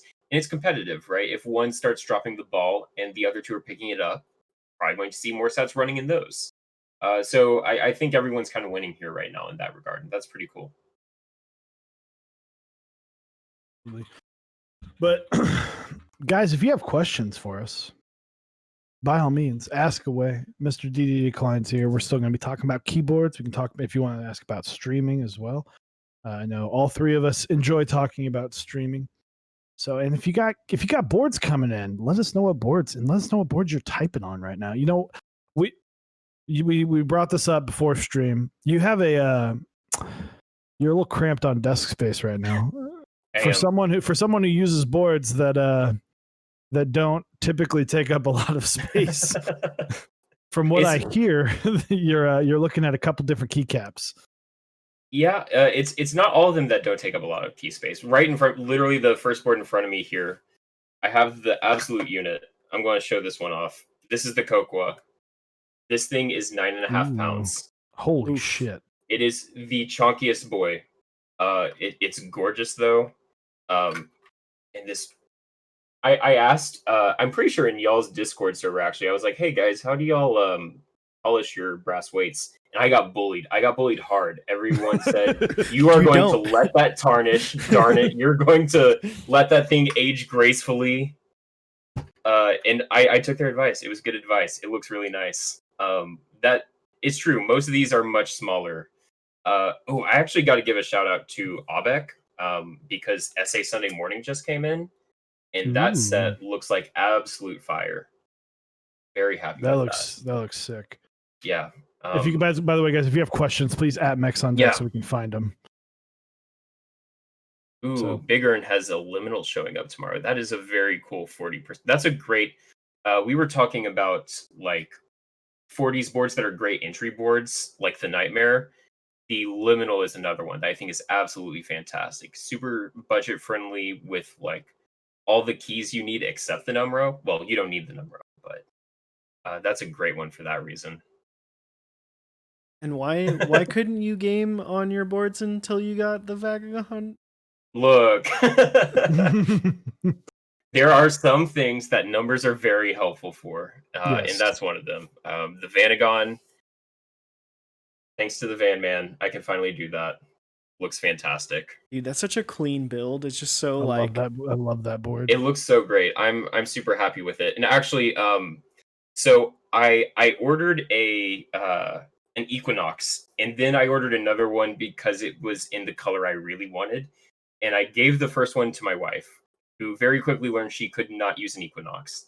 So I actually traded that for the Vanagon. But she started using the Vanagon and said, "This is it. This is the board that I want." So I've turned someone who is absolutely not in the hobby into someone who wants a Vanagon. And she actually got in on the second round of that. I'm very excited for her. That also means I'm going to have... I've done 2 streams with the Vanagon now. I'm going to have at least another. Looking forward to that. Mellow Yellow asks at Mex on deck, do you have a key cult? Nah. Never. What's key cult? Oh, dude, you guys didn't hear? Come on. No, I know the feeling of building the same board over and over. So I feel you. It's meditative. You get really good at it after a while. That's the best part. Hopefully. The board did look very similar to the OSA, but it definitely looked like it had a more rounded, chonkier bottom. Yeah, it does. I want to say they said it was based on the OSA, the way they designed it. It's very similar. Most of the Alice, boards do kind of just go off the Yutski files with a few modifications. Yeah. Absolutely. Is it Ryukuchi? Advice for new people looking for custom keyboards but trying to avoid first come first serve due to quick turnaround time for spots, especially with how the hobby is right now. That's a tough one. Like honestly, that's a tough one. I do think the Kara is going to be Rama usually does unlimited buys. So if HHKB layout, if that's kind of your speed, I would definitely keep an eye on the Kara. Because that's going to be a solid quality board, and if it's like I said, if it is open, if it is what I think it's going to be open and it's going to be inexpensive. It'll be a little bit. I feel like it's going to be a little bit more expensive than the NK65, but I don't see that board being above $200. So, which is what you're going to be spending on a high quality mechanical keyboard from a box shop. So, And then look for things from companies that are normally running open buys. Like a lot of the Fox Lab stuff is typically pretty open. Same thing with like exclusive boards have historically been fairly open. Think just ran, but a lot of stuff from that neck of the woods typically is fairly open buys. So yeah, a and lot then, of it's just paying attention to what's around. Shameless plug, Met Group Buys, we do try to make it easier for you to track what is coming up, what's on sale, so that you don't have to spend countless hours going through all the Discord servers, all the subreddits. Um, it does take some patience still, even if you're looking for like cheaper in stock, but they come around. yeah. And the only other one that I would say stay on the lookout, because you can track it pretty easily, is on Project Keyboard, the Sirius. The Sirius usually stays up for like a day, a day or two. I think the last one it stayed up for about 2 days. And that's another like amazing bang for your buck keyboard. I know Osiris really likes. I really like Osiris's Sirius. And even aside from the Sirius, most of the Project Keyboards boards are unlimited group buys. Yeah. Outside of the Kepler, which that would be a hard. Yeah, well, I mean, that was an $850 board, like a little bit different of a situation. But we've got some other questions. I'm gonna ignore Lang's. Do you have a key cult? But Rain Freestyle asks thoughts on loads of new small vendors entering the community. I think it's inevitable. Like we're growing, there's a lot of opportunity. And you know what? A lot of us are kind of restless right now because we're stuck in quarantine or something else. And this is one of the reasons the hobby's growing is because it's accessible in quarantine. I think it's cool. Like I haven't seen a downside yet, other than there are too many options when I'm trying to buy lube and stabs these days. That's not a bad problem to have. Yeah. I mean, hey, everyone gets started somewhere. Canon Keys did their first like keycap group by like a year and a half ago. Like, Right. like these companies haven't been established for a long time. The longest running ones are like Dixie and Novel Keys, and then like of course Zeal. Even Dixie, like I bought Modern Dolch from Dixie, and I just thought it was some guy that had a nice website. I mean, it kind of was at that time. Like pretty much at that time, he wasn't full-time Dixie mech yet, so I was like, whatever. And it is a nice website. Respect that he's got a nice website. Yeah. So,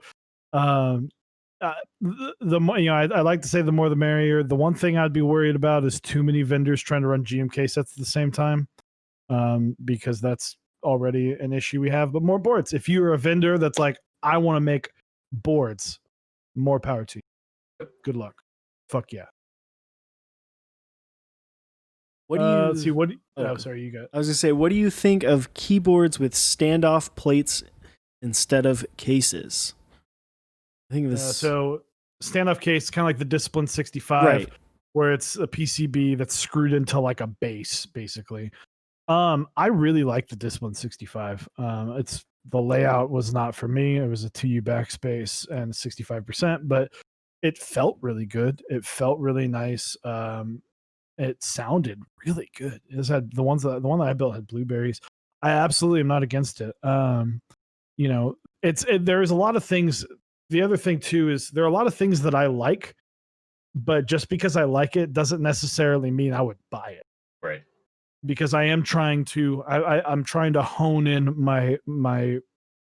the stuff that I have.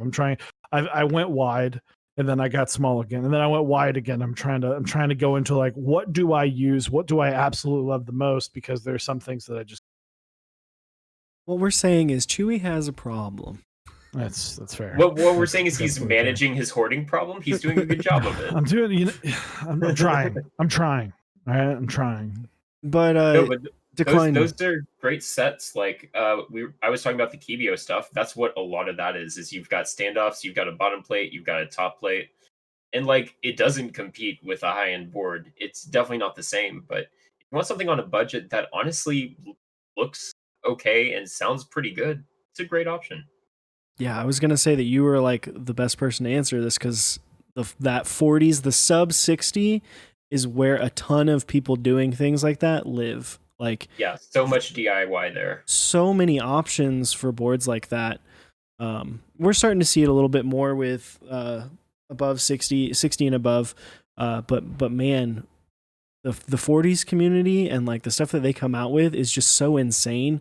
Like, Yeah. and the pricing on it, like we were talking about earlier, the Iris, $60. Yep. Like, $60 and you get like a split board with, and it's now an integrated PCB. Kibio is moving away from where you need to like solder your own controller and diodes. You get underglow on those PCBs. You have some case options. You can choose steel, FR4, and like you go on Thingiverse, you can 3D print your own case for 20, $30. P3D Store, I think, is an awesome option.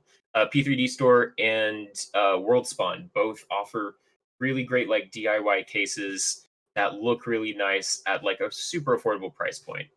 It's a great time, especially if you're looking for like 60% or lower, to get something that looks really unique. Like I see a few of the P3D ones on Dell's Keyboard of the Week section, and honestly, they always look pretty great.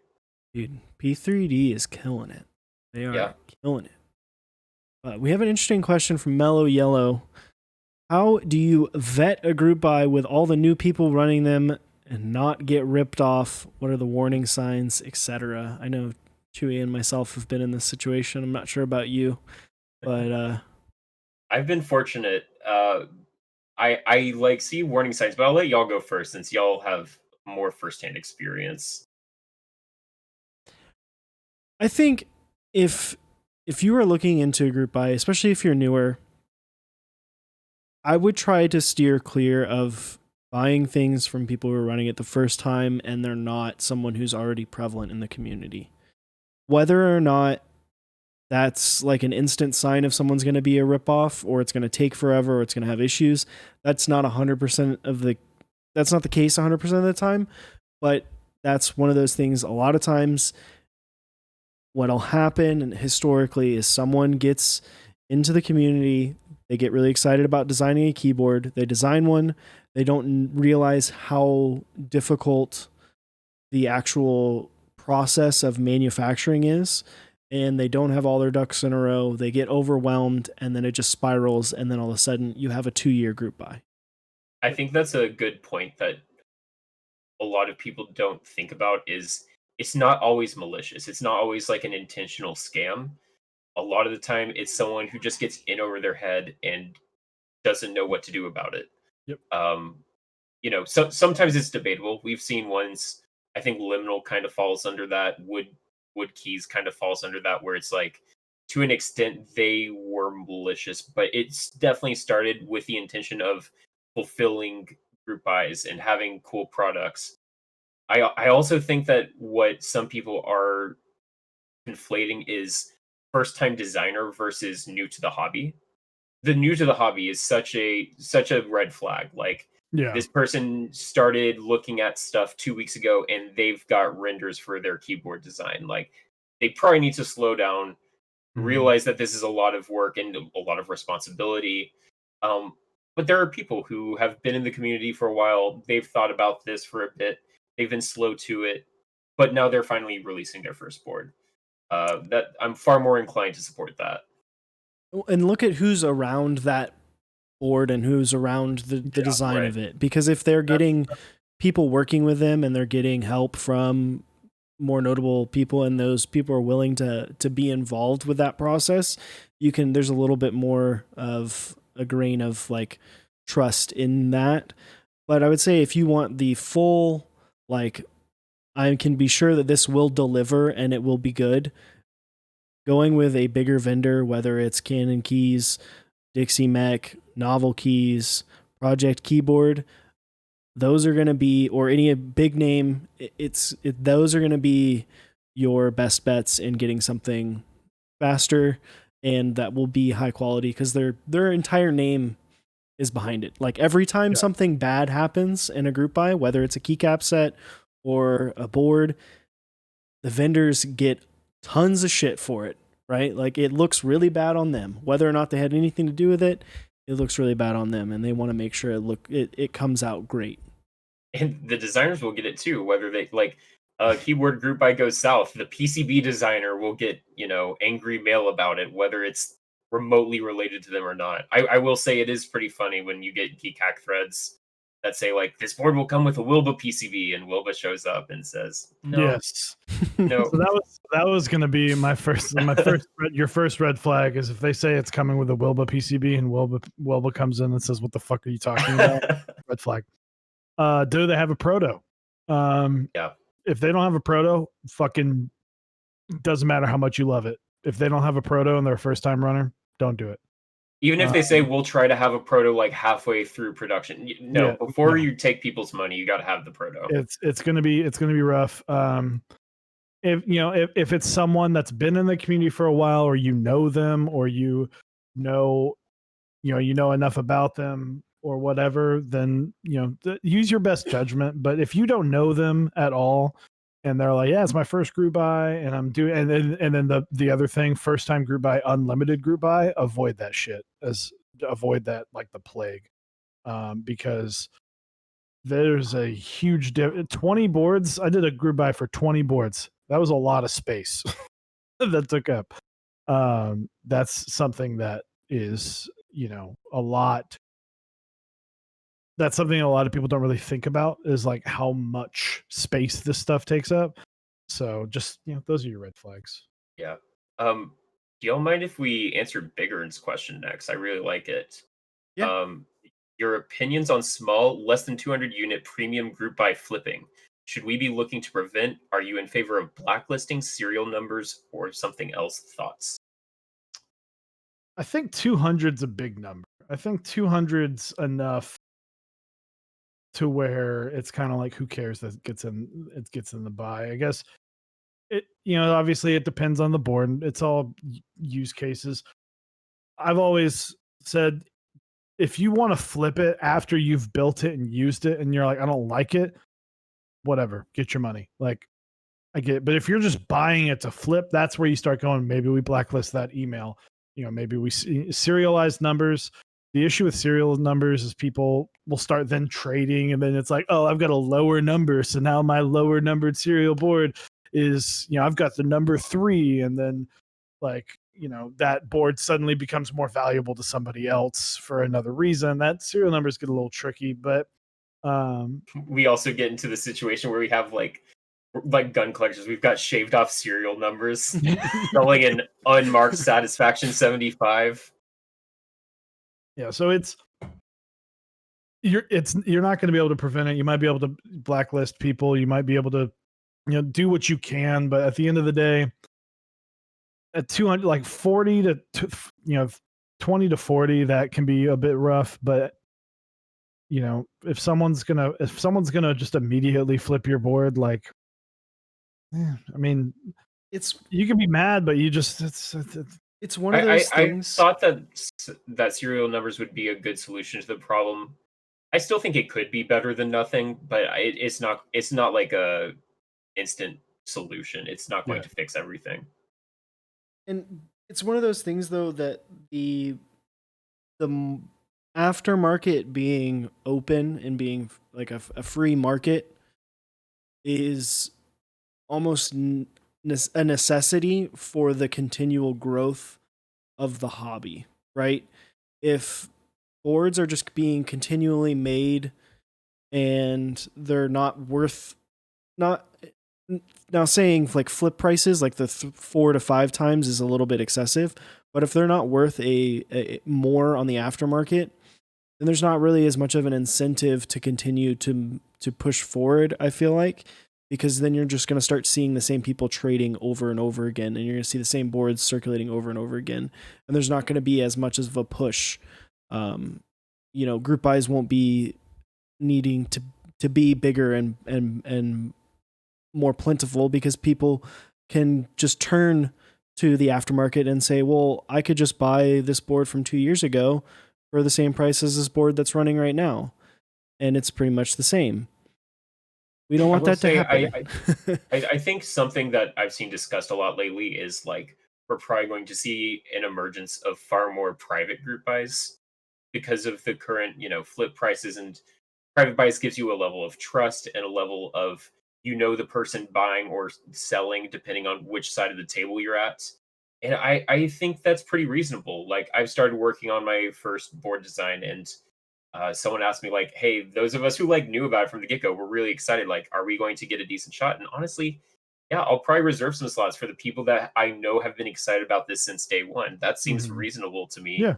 As someone who would run it. As a board runner, if you're releasing it, it's like if you want to make sure your friend has one, go for it. I have nothing against that. It's your damn board. Do whatever you want with it. Like it helps with genuine interest, because I definitely see the other end of it, running like a site like Met Group Buys. People can get upset at the prospect of these people getting a ping that this board is live, and the hype drives them there. And some people have been waiting for this board for 6 months, a year, and they feel like they've been pushed out by people who just wanted a board to flip. So I think it's nice to, like, these people have clearly been waiting for this board. Let's give them a slot because we know they've been waiting for it. I think it just comes down to designers and vendors will become more creative with how they sell over the next year or two as we see more and more people interested in boards. Build your boards, people. Don't Build if you're your gonna damn sell board. it, Build your boards. at least build it and see if you like it or not. And then if you don't like it, then sell it. And then it's not as bad. You just buy it and then you put it on Mech Market 3 days later, or you try to sell it before you even get it. It looks kind of shady. God. But also don't skip on the switches. If you start trying to sell your key cult and you were like, I'm going to save on those switches because I want to sell a little bit cheaper, we start seeing some like razor greens in a key cult. Probably going to get more hate than less. I want to see that. Real quick question. Haters Zero. Did you guys pick up Moto Mist? I did not. I was actually not that big of a fan of Moto Mist. I got regular Moto. I didn't actually get Moto 2 because I have Moto 1. I liked Sky Moto. I liked what they did with Moto Mist. And if they'd had more compatibility, I would have been interested. And like, so full disclosure on the group buy thing and running and prototypes and all that stuff. So like another thing, just to go back to that question. So the Baka didn't have a proto. And I know I said you should do a proto from a first time runner. The Baka didn't have it, but not only was I in the community and part of the community, I was putting my reputation as a part of Mechs on Deck at risk. That's another, that's that second form of risk. That someone go, oh, well, this guy goes on the internet and talks about keyboards. So and then God, it was private too. It was very bad. It was private, so it wasn't public by any means. It was sort of public. I made an announcement in our Discord for a couple extra spots, but it wasn't. I think I hand delivered like 6 of them. That's pretty cool though, because they're just like my friends that got in on it, and then a couple other like streamers that I grew to be friends with. So I don't want people to think that I'm sitting here saying do this and I'm not doing that. And no, I didn't have a proper Squid 60 because it's the same board with minor tweaks that made it better. But as a first time runner who's doing like an open public buy, those are things to. I felt the need to clear that up in my heart. Jay Pritcher, I'm just going to answer this question. I would say it's probably not worth to desolder a board just to change from mini to USB-C. I would say that the frustration of desoldering, unless you have a desoldering gun like an FR301, is not worth it. Yeah. Yeah. I mean, mini USB is annoying because it's not USB-C, but it's not bad. It's not the end of the world. If you have a cable, it's probably not a big deal at all. But yeah, trying to desolder without a 301, man, that's a game changer. Once you get that. Kimchi desoldering without a gun, oh man. If y'all didn't see, Kimchi had like a 8-hour desoldering stream. Yeah. And never he didn't finish. Never desolder on stream. Bad idea. I said for a long time, by a long time, I mean like the first month and a half of my stream, that they would never see me do it because I would just get tilted, and I don't want to get tilted on stream. And I finally had to. But I've gotten good enough for the 301 now that I have some zen when I do it. It's okay. It's okay. We were talking in Discord earlier about, Dishonor, I'm a little nervous. I was like, just light some candles, put on some Al Green, and just use that solder gun. First Garden has a question. Something I have wondered is if you are running a keyboard shop thingy from your home and you get an unexpectedly massive group buy orders, what are some strategies handling receiving, storing, shipping if you don't have enough space? Rent storage space. A lot of times, first month's free. U-Haul, rent some storage space. If you got a friend, someone's got a garage, like trustworthy. You've got a garage. Like the other thing too, you might be stepping over some boxes for a few days. I told when I upped the group buy, because the first group buy was these 3 massive boxes, took up a lot of room, and this room. Whenever I talked to my wife and I was like, "Hey, I'm going to be doing this group buy. It's going to be pretty big. It's going to take up like half of our living room." And she, it's like I cleared that. I was like, "We know that whenever those boxes get delivered, because it's going to be like 9, it's just our living room is just not going to be a thing for like a week." And like that's just plan for it. Just do your best to plan for it. If it winds up being too much space, yeah, I'd say just go to like a U-Haul and be like, "Hey, I need a garage for a month." Man, my roommates would be so pissed, but my cats would be so happy. They love boxes. All the boxes. Yeah. All the boxes. All the floof on all the boxes. Retro Maple asks, question for us and Mr. Dededecline. How do you go about making building keyboards a side job, maybe even for streaming?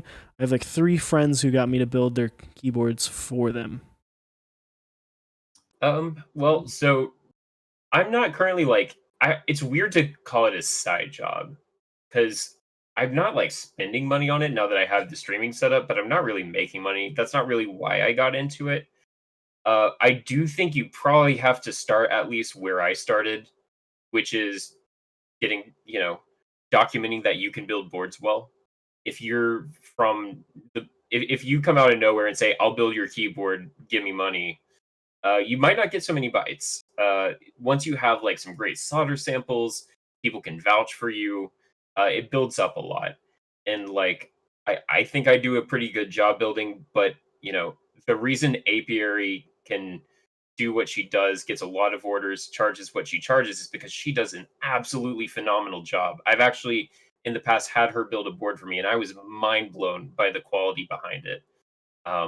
There's a lot of practice and experience behind that. And if you watch her stream, she knows so much more than I do.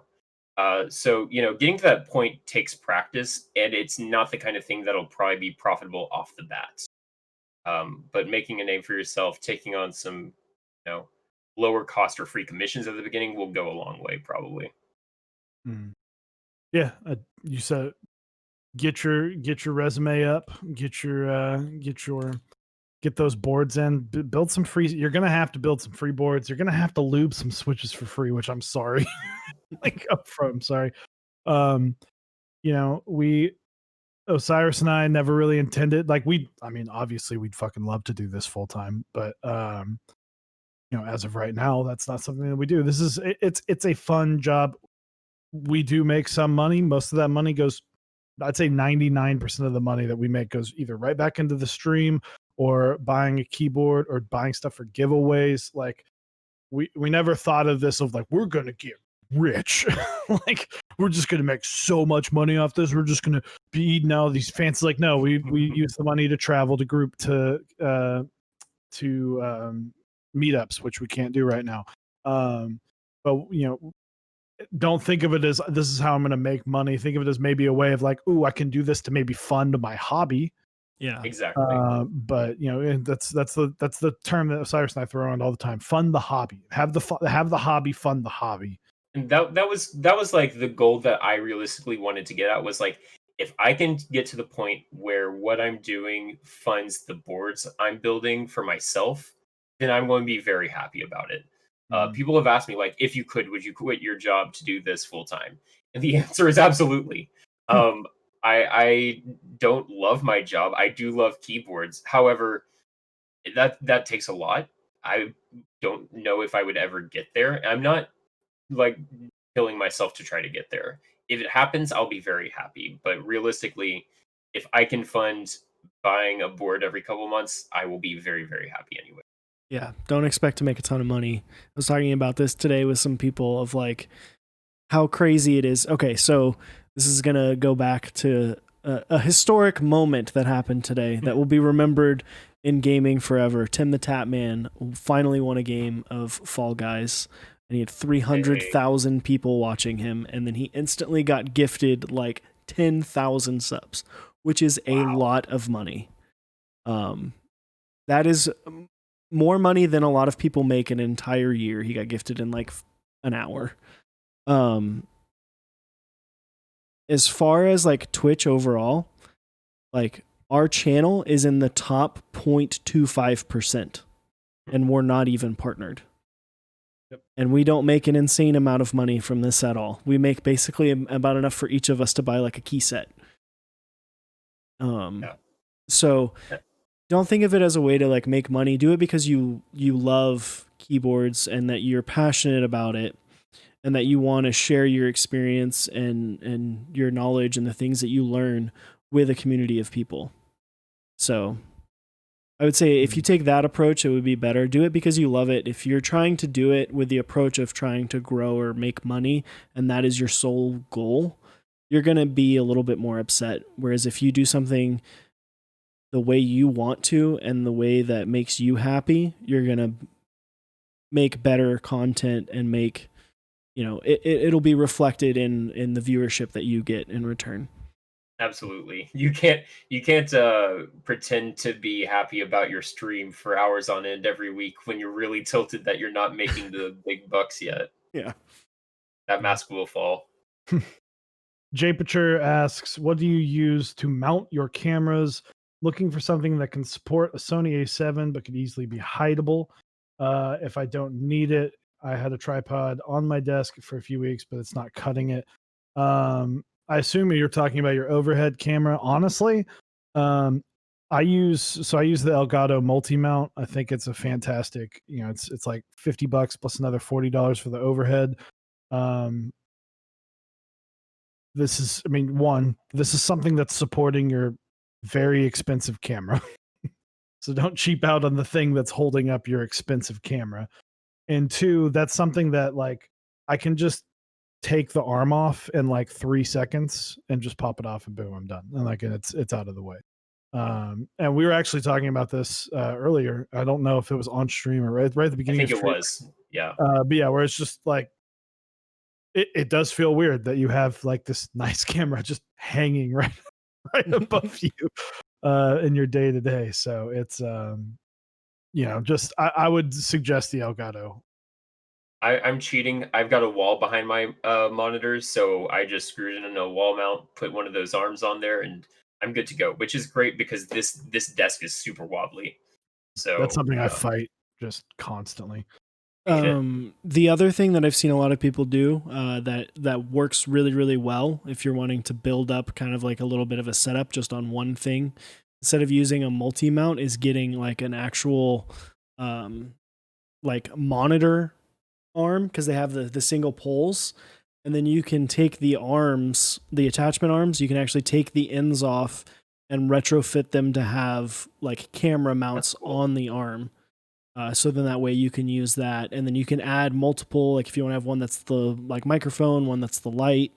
I have a multi-mount for my face camera, and then I have a very strange setup for my actual overhead cam, which is using the actual green screen mount that we used for Mech Madness.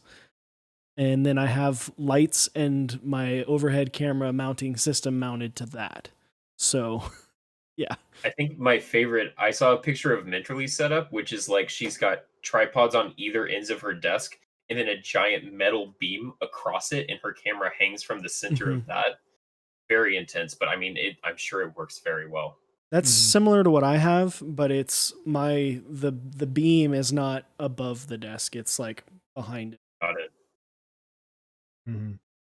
Yeah, I think if I had to build my if I got to build my dream like streaming room, it would be wall mounted because no wobble. Yep. Wall mount both cameras, wall mount everything that you can. Like That's basically what I've done. I'm in mount the the corner. desk to the wall so you can just sit, like mount it enough to where you can just sit on it and it wouldn't even move. Like that would be the ideal. It makes lighting a little bit more difficult, but you can get tricky with lights and make it look decent. Sure. What do we got? We got what type of mods do you prefer and why? Is the correct answer icon, but for real, why do so many sets go icon with Latin text bottom row? Seems like a goofy design. I don't know. I like icon with a Latin bottom row. Same. It's grown on me. That's my favorite. Honestly, I think the reason I like it specifically for GMK is because I'm not a fan of the GMK bottom icon mods. They look off to me. I do prefer all icon for so many reasons. It's just more flexible. You don't feel weird when you don't map things that way, and that's definitely a problem that stems from liking weird layouts like I do. But I don't know. The bottom row text, it's grown on me over time. It's not so bad. Nice. So real quick before we take if you guys, like I said, if you guys have more questions we can ask, I'm going to give a quick shout out to our awesome sponsors. So you can go to switchmod.net/mexondeck for 4% off your order. They've got some lube stations up there. Keep an eye out on GMK Beta, set by Heinebush as well as Krellbit, to bring to life a little old school colorway. So be sure to check that out. Dixie Mech, you can go to mexondeck.dixiemech.com to pick up GMK minimal round 2. They got some nice little color in there now, so you can go pick that up. Definitely a staple that I think everyone should really own if you're wanting to own lots of boards. Project keyboards, you can go to mexondeck.project.link. You can pick up GMK Dolch R5 if you want one of the very few sets that has a row 0 to row 4. And you want a classic colorway, boom. Dolce R5 is going to be your best bet. You can go to Canon Keys, get the Canon Caps 0. Very classy looking black, white, gray set designed by Upas and Rinsuya. So be sure to check that out. That new PBT profile. We're very excited to see that. We've also got some amazing partners. Tight Beast, his issue number 7 just released. So be sure to go check that out. His newsletter is just such an amazing newsletter. Zap Cables, they just released, just saw the announcement today about they're doing a midnight rainbow cable that's in stock right now. So be sure to go check that out if you like that kind of rainbow aesthetic. And last but not least, Smith and Rune. If you haven't seen on his Instagram, Luke Barron was flexing some Smith and Rune gear and flexing himself as well. I've got the sweatpants, the joggers. They're very comfortable. Go check that out and keep an eye out on the Iron 180, which is sure to mix. That's going to shake some things up in the keyboard hobby at the TKL level. Absolutely. You know what I'm excited for, Chewy? What's up? It feels like we haven't been able to ask the final 2 questions very often so far this year. Yeah. Ooh, I like those final 2. We haven't. We've had a lot of. I actually don't know about the final 2. It's been a minute since we've done it. All right. So the first one is the serious one. The second one is not the most serious of questions. Okay. The first one is, what is your favorite and least favorite thing about the community right now? Okay, that's a good one. My favorite thing right now, I think it comes back to what we were talking about like a lot of vendors and content creators coming out, and the fact that this hobby brings out so much more than just building keyboards. You see a lot of people that are really passionate about other things coming in. There are people with programming backgrounds, photography, graphic design, PCB design backgrounds that are coming in and like really pushing the community forward. I think that's so awesome. I love to see it. Least favorite right now, I think, is going to be the weird entitlement and rage that seems to be coming. Like I know 2020 is hard for a lot of people for like very legitimate reasons, but guys, it's keyboards. Don't send death threats to designers and vendors. It's not worth it. They don't deserve it. Go outside, take a couple deep breaths. It's going to be okay. There will be more NK65s. Solid advice. Unless it's Lang, then blame Lang for everything his name's ever been on, including those GMK trays. I'm blaming Lang for those GMK trays. So just heads up, it's your fault. I feel like there's something there between like grain and Lang and the word tray, but I'm not quite there yet. It's there. Trangs. We'll get there. Yeah. So, and then the last question is The Office or Parks and Rec? Ooh, Parks and Rec. That's actually an easy one for me. I love Parks and Rec. I've watched that show over so many times. I do like The Office, but I literally didn't watch it for the first time until like 4 years ago because the cringe got to me too much. There are some amazing episodes, but like, fuck, that show can be hard to watch. Parks and Rec. Scott's Tots is rough. Scott's Tots is rough. I can watch Dinner Party like over and over again. I'll watch it 3 times in a night, but I will say blow for blow, Parks and Rec. All right. There we go. I'm happy. I'm happy. Cyrus looked disappointed. he won like it literally was The Office like the entire first half of 2020. Yeah. But hey. So, well, Dededecline, thank you very, very much for coming on the show, guys. Again, _guest. His Twitch channel is in there. Go give him a follow. When are you streaming next? What do you got coming up, bud? Tomorrow night, USPS willing, I will be building a Red Scarf V3, which is really exciting for me. It was one of the first boards I wanted. Didn't end up getting it, but this weekend I will be streaming with my wife. She wants to learn how to build a keyboard, so we're going to do an on-stream how to build a 60% from scratch, including a desolder, which will be infuriating and also really educational. On top of that, if you join my Discord, which is linked in my channel, I have a couple other things in the work. I have a keycap set, cat aesthetic. I'm very, very excited about. If you are a weeb, you're going to love it. If you like pastels, you're going to love it. If you like cat, you're going to love it. I also have my aforementioned keyboard I've been working on. If you want an HHKB with a split space bar, split backspace forced, you'll like this. If not, I'm sorry, this is not the board for you. The only option I am giving is step caps lock. Sounds very familiar. My guy. Is that similar to what the Squid did? The Baka was a fixed plate, but caps lock was the only one, and I only did it because of hot swap PCBs. Got it. No, this is solderable, but one well, layout. I didn't offer a PCB with a Baka. I just was like, it's going to be 60%, gotcha. so just go buy one, just to keep costs down. But it was one of those things where I was like, it's not going to affect plate alignment. It's one of the only decisions that I can make that leaves it open. But yeah, on a Baka, the only space you can see through the plate is on one of the sides of the caps lock. It's in vogue. Gotta have the lack of free movement on the plate. There you go. Absolutely. Well, we appreciate you joining us tonight and hanging out and talking. It has been. Thanks so much for having me. It's been fantastic, man, and I'm excited to see you continue to build boards and talk about group buys on your stream. So yeah, for sure. I will be live this weekend with building my OSA at 8 p.m. Central, or not 8 p.m. That'd be way too late. 2 p.m. Central, rebuilding my OSA with some silk switches.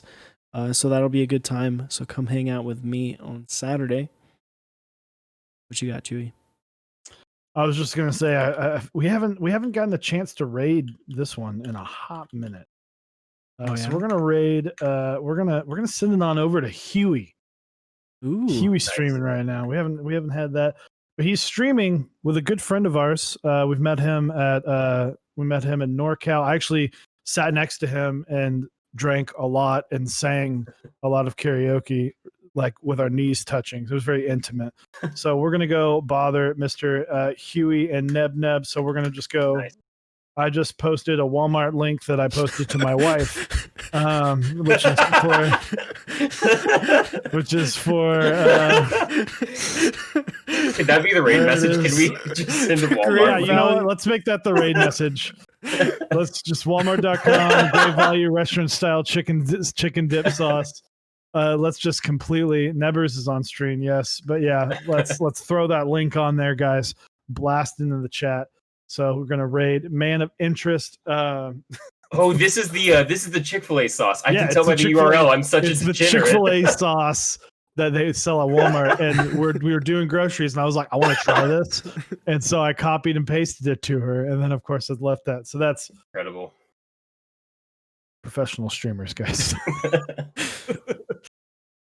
Neb's not going to but know yeah. what the hell's going on. Neither is Huey. Exactly.